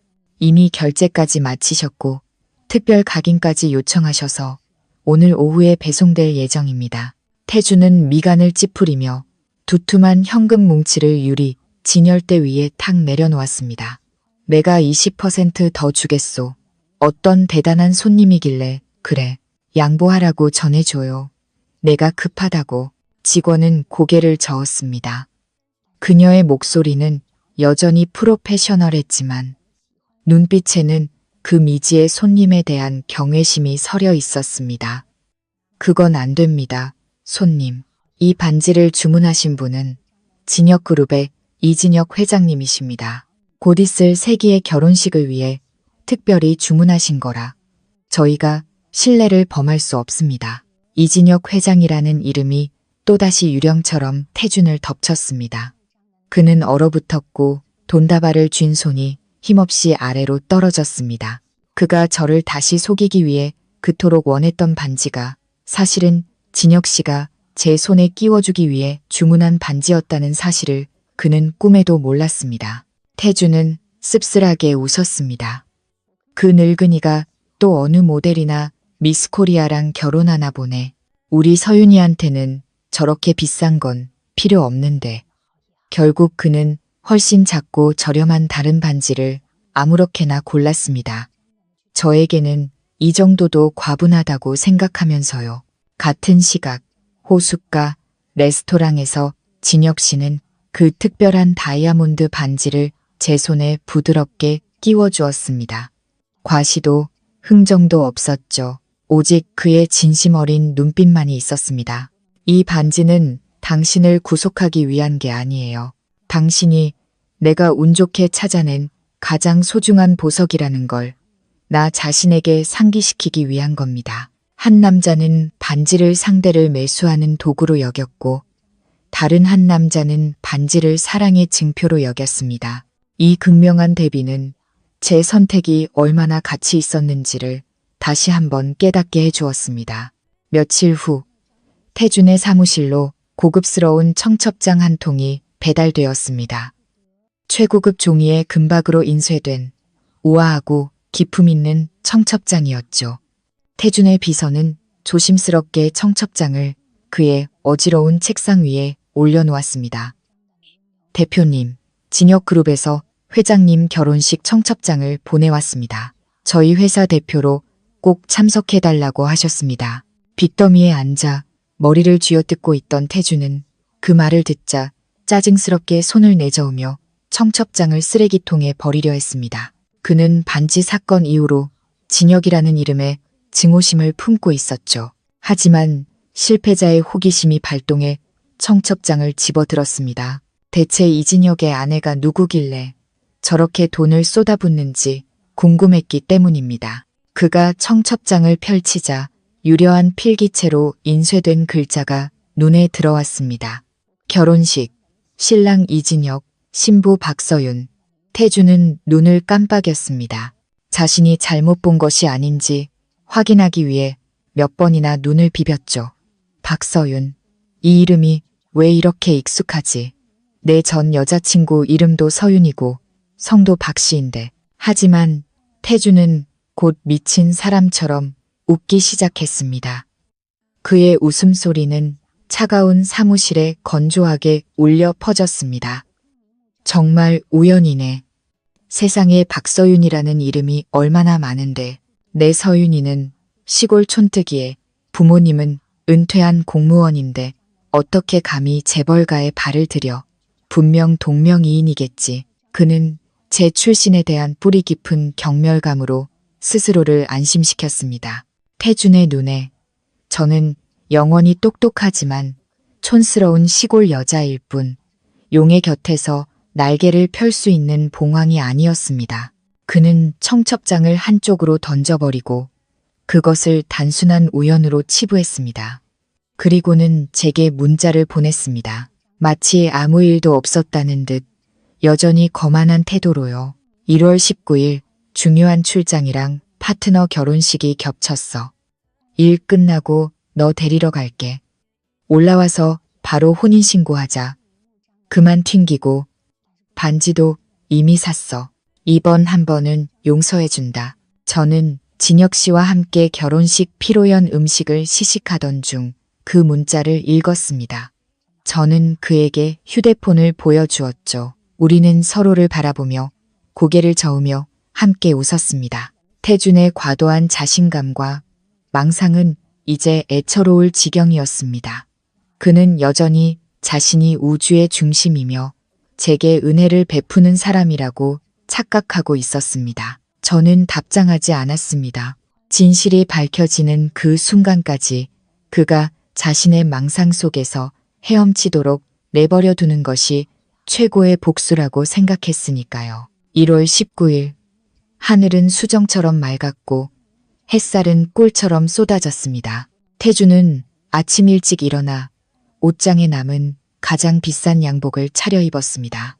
그는 거울을 보며 총괄 대표의 품위를 되찾으려 애썼습니다. 비록 주머니에는 푼돈밖에 남지 않았고 타고 온 차는 은행의 압류 통지서가 날아온 상태였지만요. 그는 이진혁 회장의 세기의 결혼식이 열리는 교회의 최고급 리조트로 차를 몰았습니다. 그의 머릿속은 온갖 계산으로 가득했습니다. 그곳에 가서 진혁에게 악수를 청하고 작은 프로젝트라도 얻어내거나 적어도 빚 상환을 유예받을 기회를 엿볼 생각이었습니다. 그런 다음 화려하게 제 고향으로 차를 몰고 가 제 손에 반지를 던져주고 저를 다시 도시로 데려와 회사의 쓰레기를 치우는 도구로 쓸 작정이었습니다. 차가 고속도로를 달렸습니다. 리조트에 가까워질수록 분위기는 더욱 장엄해졌습니다. 길가에는 신랑 신부의 모습이 담긴 거대한 광고판들이 세워져 있었는데 신비감을 주기 위해 뒷모습이나 옆모습만 예술적으로 촬영되어 있었습니다. 진혁 서윤, 행복을 축하합니다 라는 문구가 끊임없이 나타났죠. 태주는 광고판을 힐끗 보며 마음속에 막연한 불안감이 피어오르는 것을 느꼈습니다. 서윤이라는 이름이 자신을 조롱하듯 반복되고 있었으니까요. 아닐 거야. 태주는 운전대를 꽉 쥔 채 중얼거렸습니다. 분명 우연일 거야. 그 촌뜨기는 지금쯤 시골 부엌 구석에 앉아서 내가 데리러 오기만을 기다리며 울고 있겠지.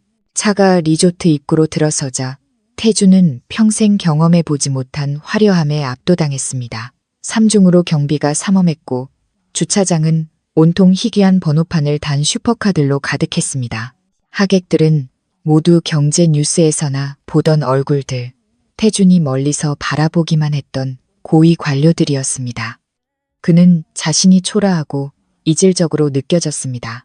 아침의 자신감은 온데간데 없고 상류층의 연회에 엘시로한 빈자의 두려움이 그 자리를 대신했습니다.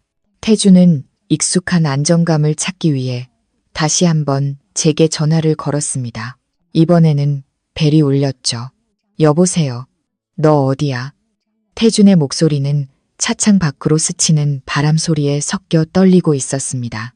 제가 전화를 받았습니다. 제 목소리 너머로 막 시작되려는 예식의 부드러운 오케스트라 연주가 들려왔습니다. 저 결혼식장에 있어요. 도착하셨나 봐요. 태주는 안도의 한숨을 내쉬었습니다. 그의 생각은 즉시 자신에게 유리한 방향으로 왜곡되었습니다. 아, 너 거기서 서빙 아르바이트라도 하는 거야? 잘 됐네. 일 끝나면 정문에서 기다려. 나 볼일 끝나고 데리러 갈게. 그는 전화를 끊고 넥타이를 고쳐 맨 뒤 다시 의기양양한 표정으로 차에서 내렸습니다.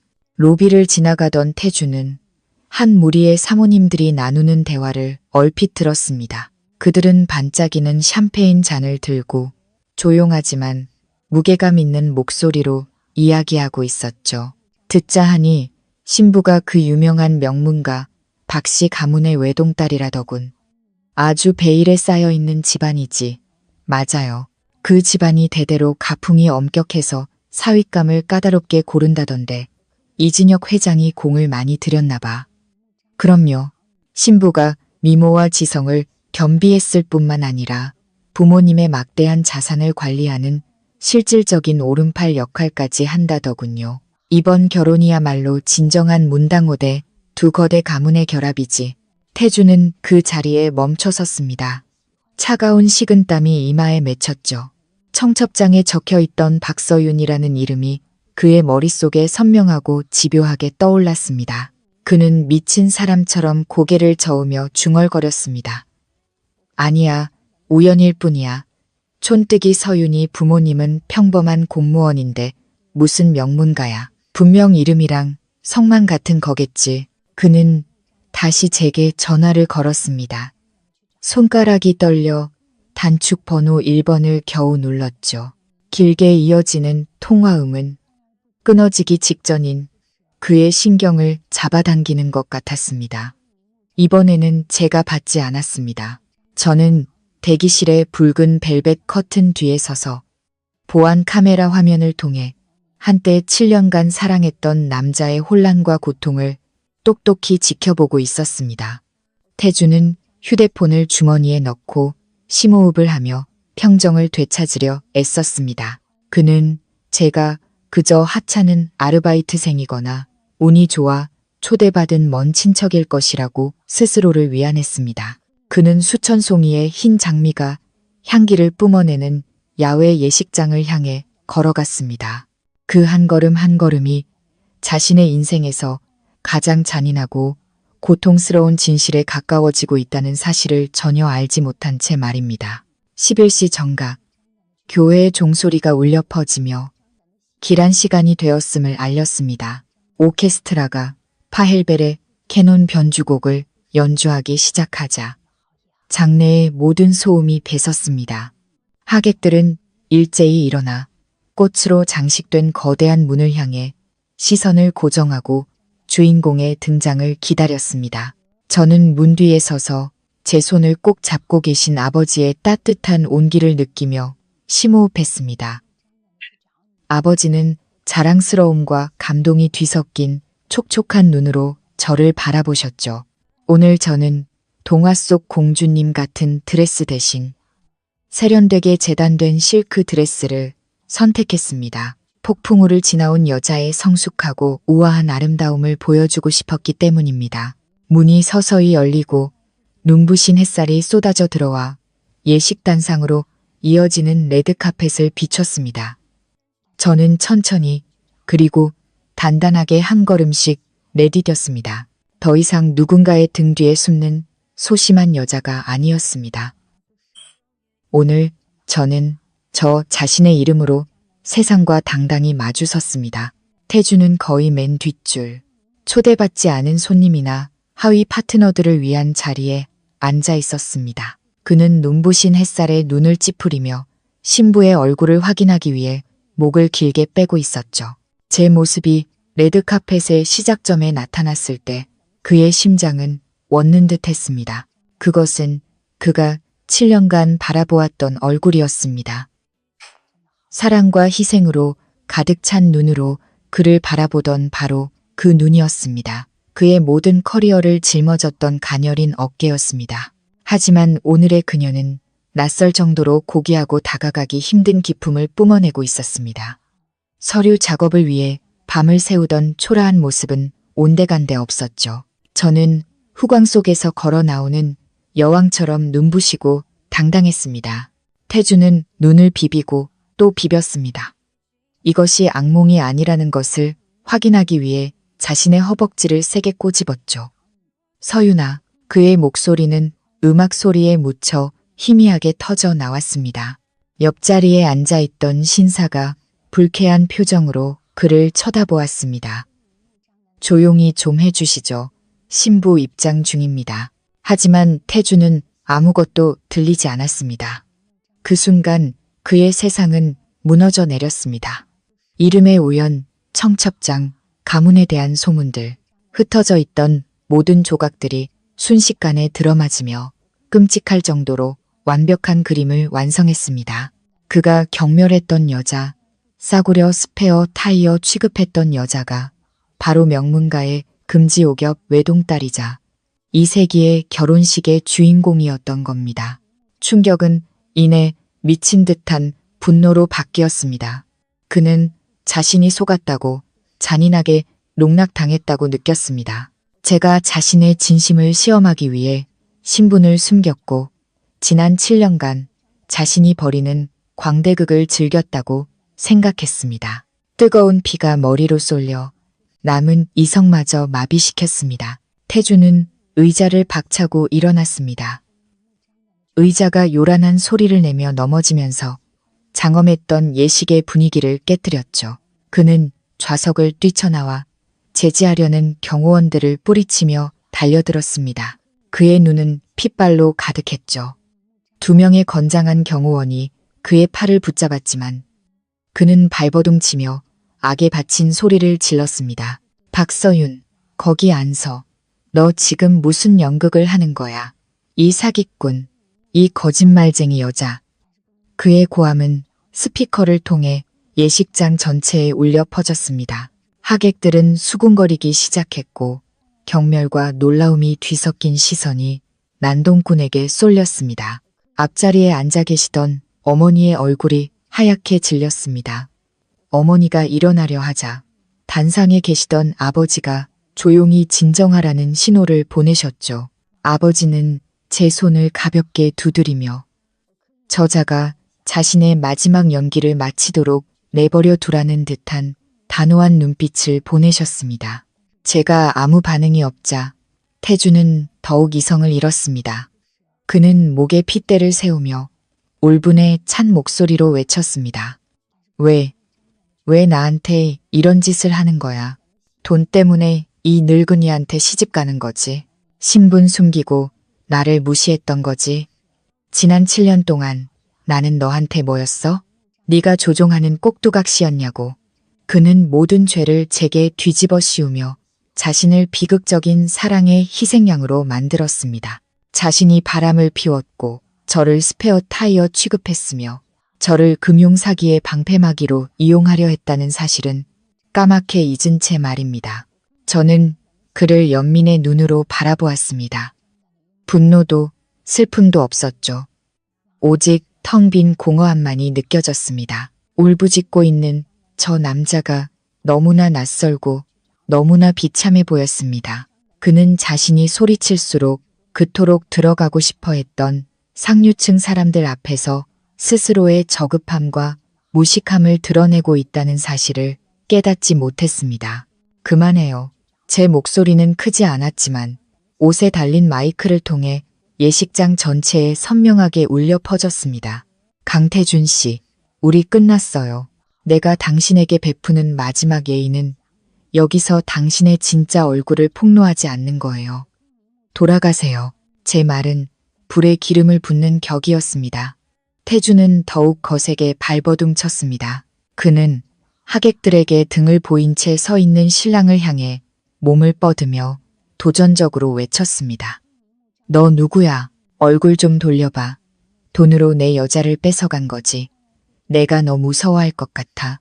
오늘 여기서 끝장을 보자고. 그는 신랑이 돈으로 젊은 여자의 사랑을 산 배 나온 늙은이라고 생각했습니다.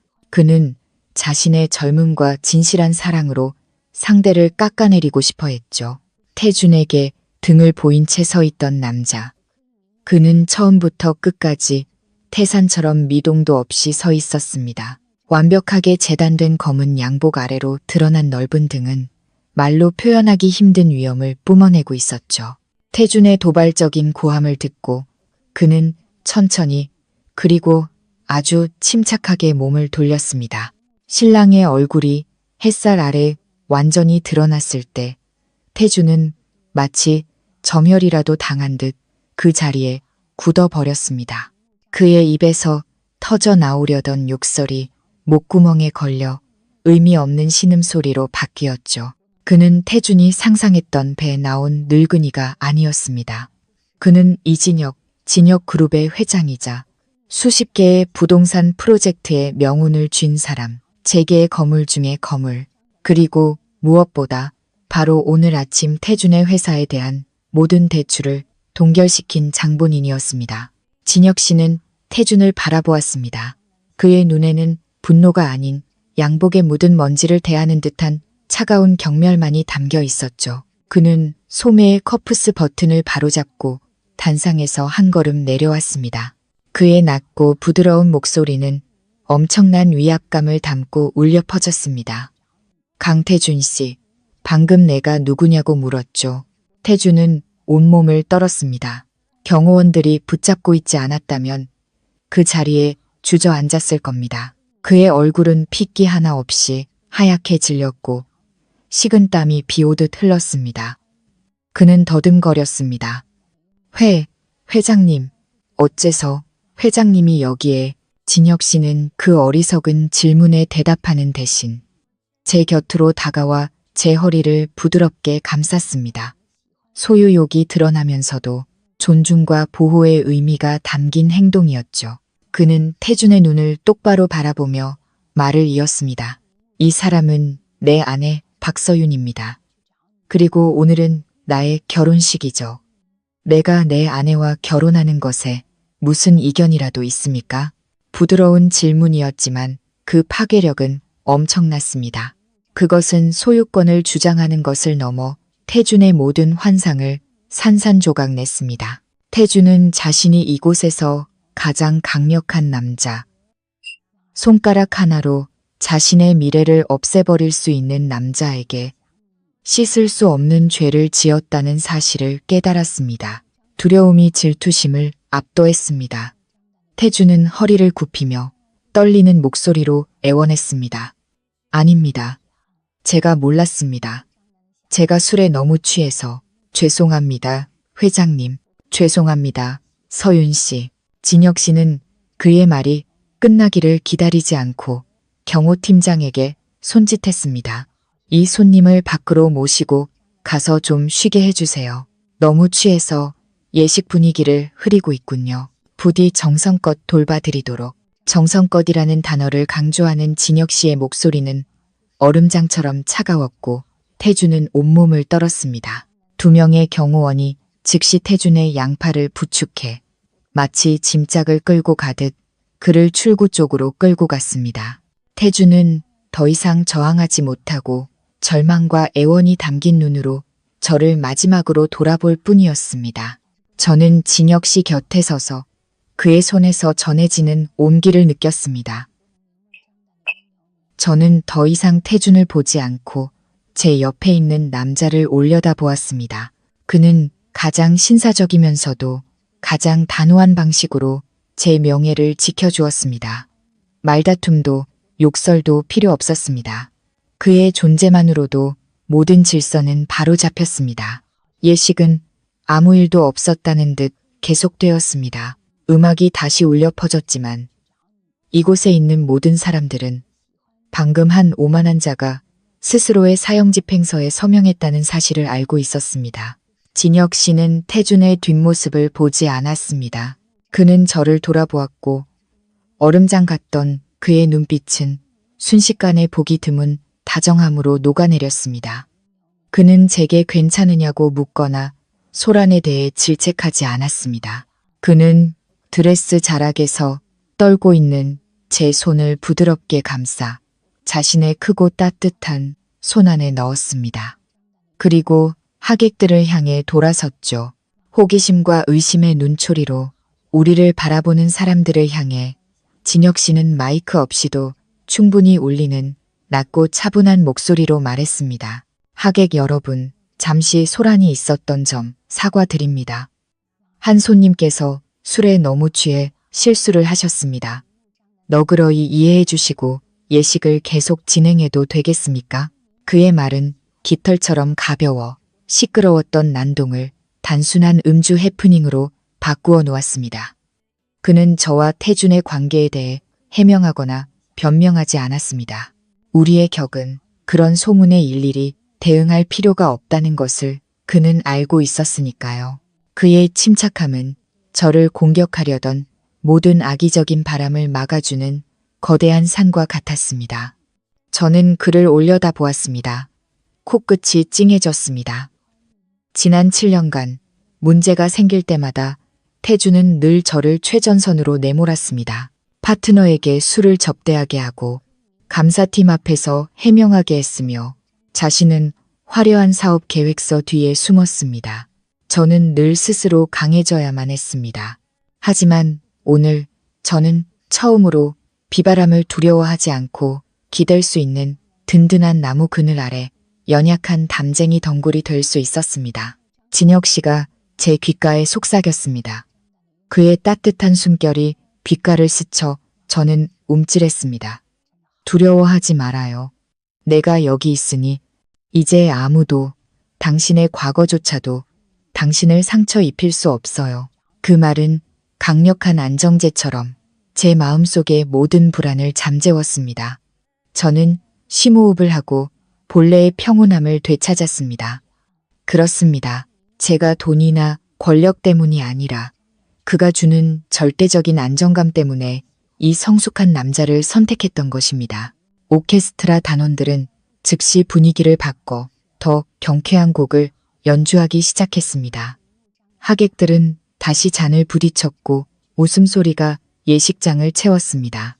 부유한 사람들의 세계에서는 보지 말아야 할 것은 무시하고 이익이 되는 관계에 집중하는 법을 알고 있었죠. 진혁 씨는 제 손을 잡고 단상으로 올라갔습니다.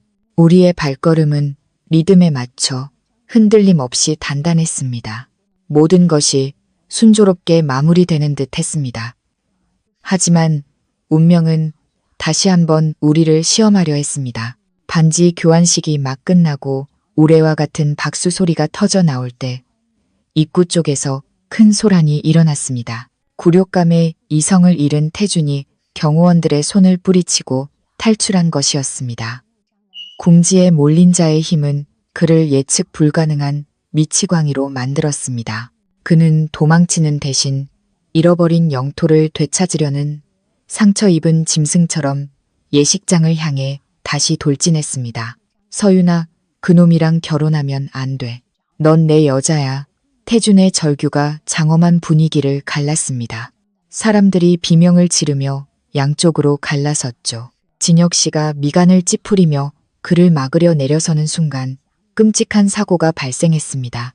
태준이 경호원들과 몸싸움을 벌이다 기둥에 부딪혔거나 혹은 잔인한 우연의 일치였거나 통로 바로 위에 매달려 있던 거대한 크리스탈 샹들리에가 심하게 흔들리기 시작했습니다. 쩍하는 건조한 파열음과 함께 지지 케이블이 끊어지면서 수백 킬로그램에 달하는 유리 덩어리가 맹렬한 속도로 추락하기 시작했습니다. 그리고 그 낙하 지점은 바로 제가 서 있던 자리였습니다. 고개를 들어 저를 덮쳐오는 눈부신 빛의 덩어리를 보았을 때 제 다리는 굳어버렸고 뇌는 어떤 반응도 할 수 없었습니다. 진혁 씨의 절박한 외침이 들렸고 저를 향해 뻗어오는 그의 손이 보였지만 풍성한 웨딩드레스가 우리 사이를 가로막고 있었습니다. 바로 그 생사의 순간 검은 그림자 하나가 화살처럼 날아왔습니다. 위험해. 엄청난 힘이 저를 옆으로 밀쳐냈습니다. 저는 진혁 씨의 품으로 쓰러졌고 우리는 함께 바닥을 굴렀습니다. 직후 천지를 뒤흔드는 굉음과 함께 산산조각 난 크리스탈 파편들이 비처럼 쏟아졌습니다. 정신을 차리고 고개를 들었을 때 제 심장은 멎는 듯 했습니다. 금속과 유리가 뒤섞인 잔의 더미 속에 태준이 쓰러져 있었습니다. 그는 엎드린 채 샹들리에의 일부가 그의 등과 어깨를 짓누르고 있었고 붉은 카펫 위로 선혈이 번져나가고 있었습니다. 죽음과 마주한 순간 7년간의 사랑이라는 본능이 증오를 이겼습니다. 태준은 아무 생각 없이 계산 없이 그저 반사적으로 저를 구하기 위해 뛰어들었습니다. 마치 예전에 웅덩이를 지날 때나 길을 건널 때 저를 감싸주었던 것처럼요. 저는 그를 바라보았습니다. 목이 메어 아무 말도 할 수 없었죠. 진혁 씨가 저를 꽉 껴안고 다친 곳이 없는지 살폈지만 제 시선은 움직이지 않는 그 남자에게 고정되어 있었습니다. 그는 저를 배신하고 모욕했지만 방금 자신의 목숨과 제 안전을 맞바꾼 사람이었습니다.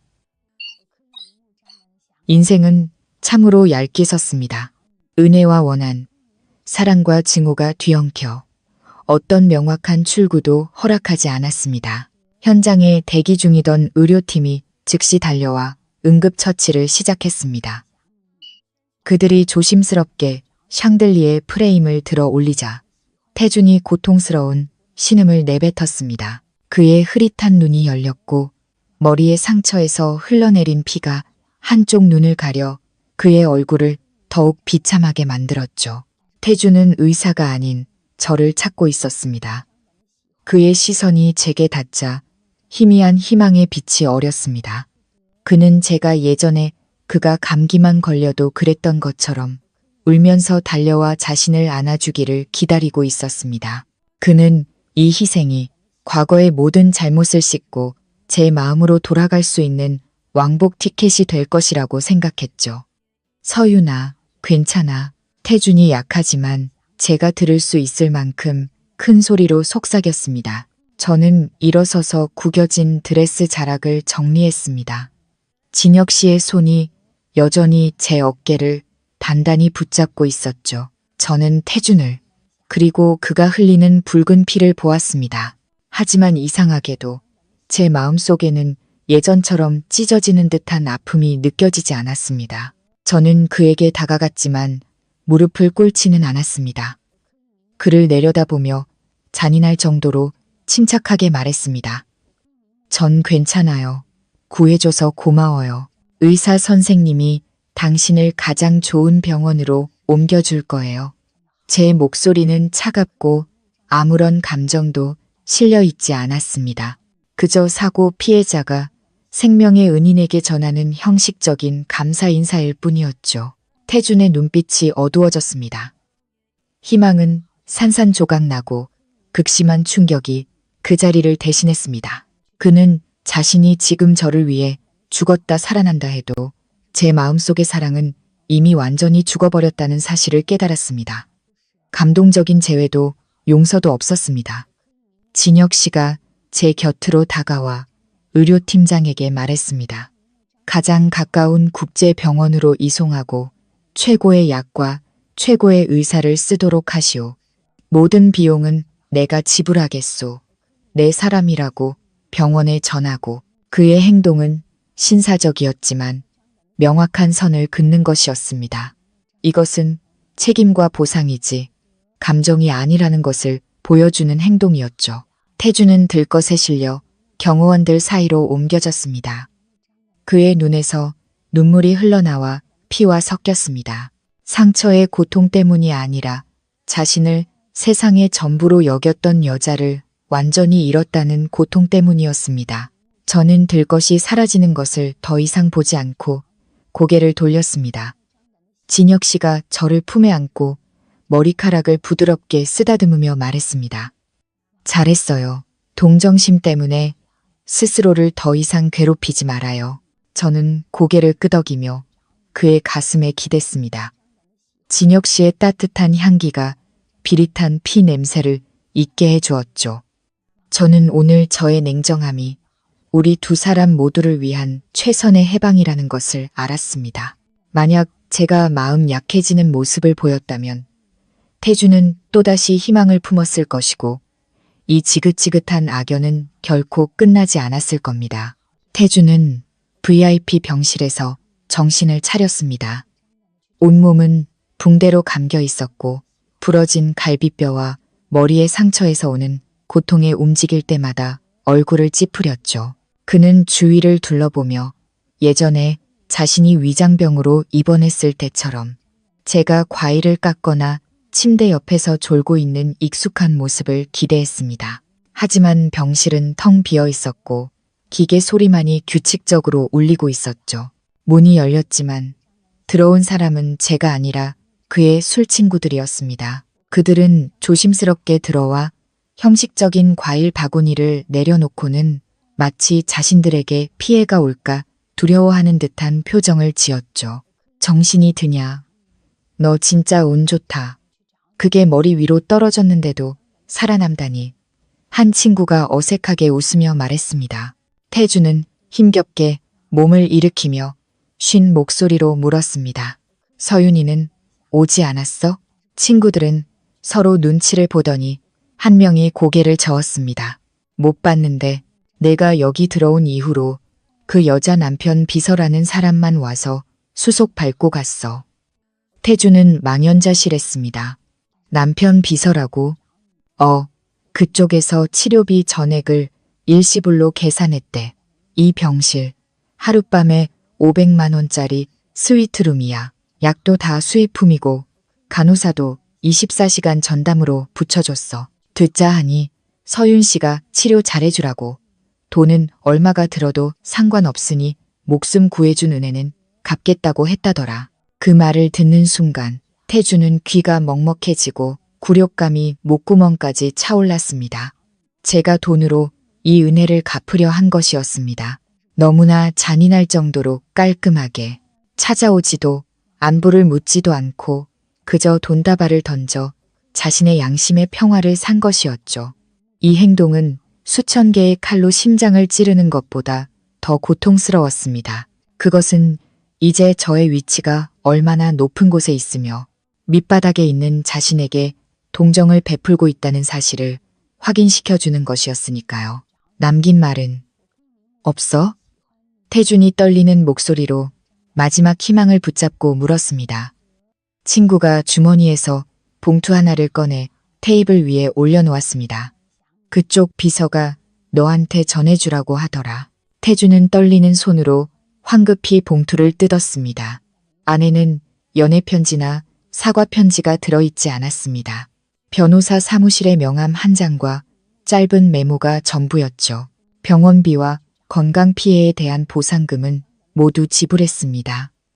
회사의 부채와 남은 법적 책임에 대해서는 제 변호사가 연락할 겁니다. 재판받으려면 빨리 회복하시길 바랍니다. 태주는 메모를 떨어뜨렸습니다. 눈물이 터져 나왔죠. 그는 천장을 바라보며 미친 사람처럼 웃기 시작했습니다. 그의 웃음소리는 차가운 병실에 절망적으로 울려 퍼졌습니다. 그는 모든 것을 잃었습니다. 사랑도, 사업도, 그리고 이제 남자의 마지막 자존심마저 제가 던진 돈에 의해 산산조각 난 것이었습니다. 저는 집에 앉아 비 내리는 정원을 바라보고 있었습니다. 제가 잔인하다는 것을 압니다. 하지만 태준 같은 사람에게 동정은 스스로를 해치는 것과 같습니다. 제가 모든 비용을 지불했다는 것은 이제 더 이상 그에게 목숨을 빚지지 않았다는 의미입니다.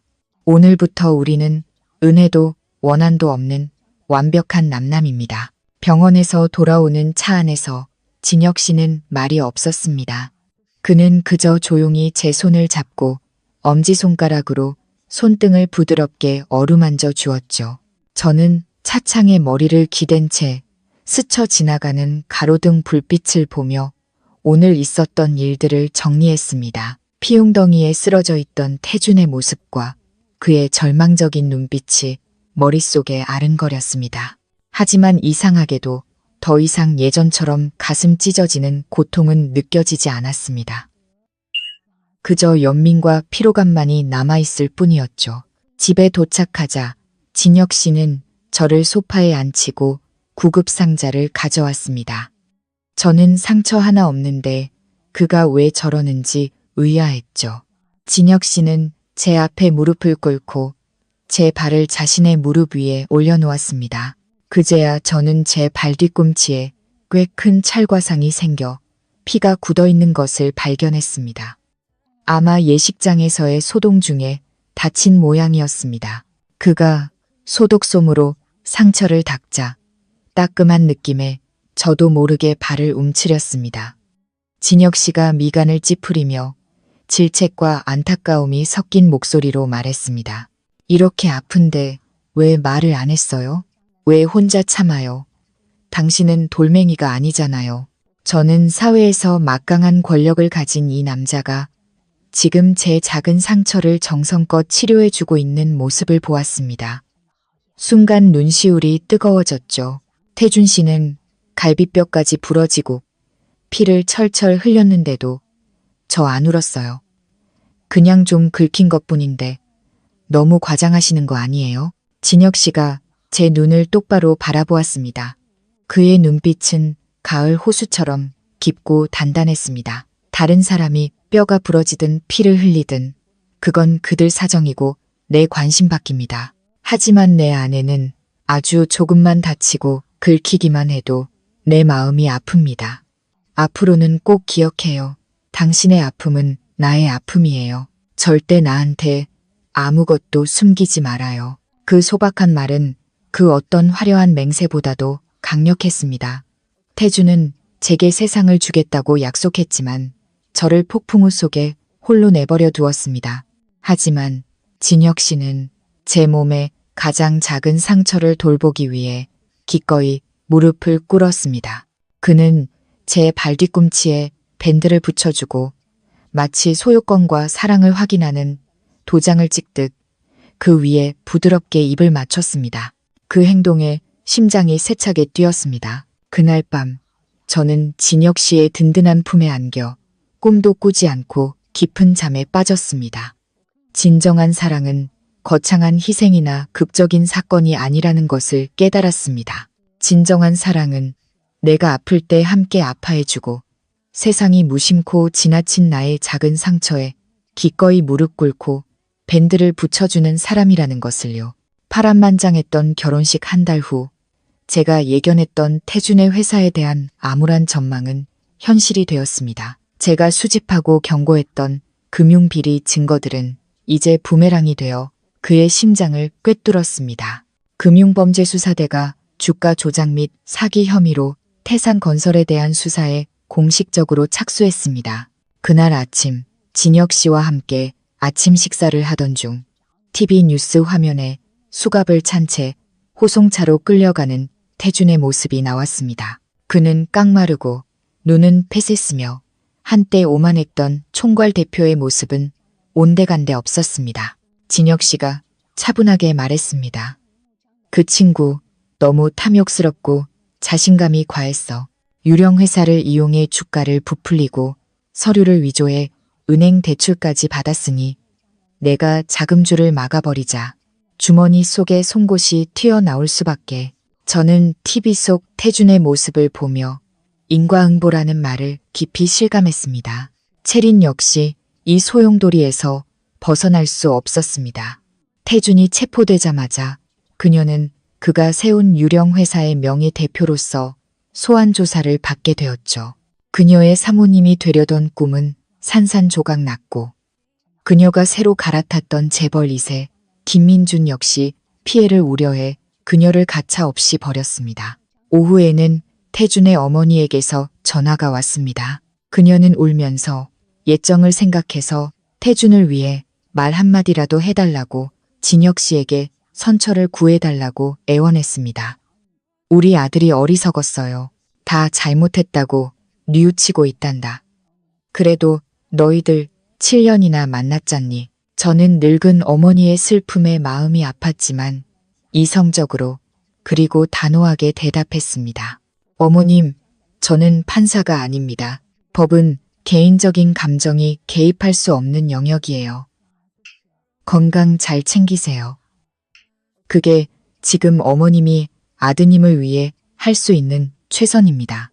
저는 전화를 끊고 제가 새로 개업한 변호사 사무실 창밖을 내다보았습니다. 태준은 몰락했습니다. 하지만 그것은 비즈니스 윤리를 무시하고 타인의 신뢰를 짓밟은 자가 치러야 할 당연한 대가였습니다. 그의 겨울은 유난히 길었습니다. 어느 늦은 밤 진혁 씨와 저는 함께 부엌에서 찹쌀떡을 만들었습니다. 수조 원짜리 계약서에 사인하던 그의 손이 이제는 하얀 찹쌀 가루로 뒤덮여 있었습니다. 우리는 서투른 솜씨로 만든 찹쌀떡을 끓는 설탕물에 넣고 서로에게 먹여주며 웃었습니다. 거실 벽난로의 불빛이 우리를 따뜻하게 비추고 있었죠. 행복은 멀리 있는 게 아니에요. 당신과 함께 집에 돌아와 함께 요리하고 함께 늙어가는 것. 나에게는 그것만으로도 충분해요. 진혁 씨의 따뜻한 말에 저는 그에게 기댔습니다. 저는 과거의 고통스러운 기억들을 떠올렸습니다. 그리고 지금의 평온함과 비교하며 제가 얼마나 운이 좋은 사람인지 깨달았습니다. 진정한 행복은 나를 있는 그대로 사랑해주고 나의 가장 서투른 모습까지도 아껴주는 사람 곁에 있는 것이었습니다. 밖에서는 여전히 차가운 바람이 불었지만 이 부엌 안에서는 모든 폭풍우가 문 밖에서 멈춰 있었습니다. 3년 후 저는 펜트하우스 발코니에 서서 아침 공기를 깊이 들이마셨습니다. 아래 정원에서는 진혁 씨가 우리의 처자들에게 자전거 타는 법을 가르쳐주고 있었죠. 아이의 까르르 웃는 소리와 아빠의 다정한 응원 소리가 어우러져 세상에서 가장 아름다운 음악을 만들어내고 있었습니다. 어제 법조계 친구를 통해 소식을 들었습니다. 태준은 사기 및 주가 조작 혐의로 징역 12년형을 선고받았고 채린 역시 집행유예와 함께 막대한 벌금을 선고받아 집안이 풍비박산 났다고 했습니다. 듣기로는 교도소에서 태준이 배식으로 나온 라면을 보며 하염없이 눈물을 흘렸다고 합니다. 아마 가난했지만 함께였던 시절 제가 끓여주었던 그 라면 한 그릇의 소중함을 뒤늦게 깨달았겠죠. 그는 모든 것을 가졌었지만 탐욕과 배신으로 스스로를 나락으로 떨어뜨렸습니다. 저는 더 이상 그를 미워하지도 동정하지도 않았습니다. 과거의 모든 감정은 연기처럼 사라졌습니다. 인생은 공평합니다. 뿌린 대로 거두는 법이죠. 기만은 언젠가 그 추악한 본질을 드러내게 되어 있습니다. 저는 주스를 들고 정원으로 내려갔습니다. 진혁 씨가 땀을 닦으며 환하게 웃었죠. 우리 아들 오늘 정말 멀리까지 갔다니까. 저는 그의 땀을 닦아주며 사랑이 가득한 마음으로 그를 바라보았습니다. 앞으로 어떤 시련이 닥칠지 모르지만 우리가 서로에게 진실하고 선하게 살아간다면 모든 것은 괜찮을 것이라고 믿습니다. 하늘을 올려다보니 한 마리의 새가 무리에 합류해 따뜻한 남쪽으로 날아가고 있었습니다. 저 또한 저의 무리를 제가 속한 곳을 찾았습니다. 과거는 차가운 교도소 문 뒤로 닫혔고 저의 미래는 평온하고 자유롭게 펼쳐지고 있었습니다. 저는 진혁 씨와 아들의 손을 잡고 집으로 들어갔습니다. 아침 식사가 준비되었고 또 다른 아름다운 하루가 시작되고 있었습니다. 지금까지 마음 쉼터와 함께 해주셔서 감사합니다. 여러분의 마음에 평온이 깃들기를 바라며 다음 이야기로 다시 찾아뵙겠습니다.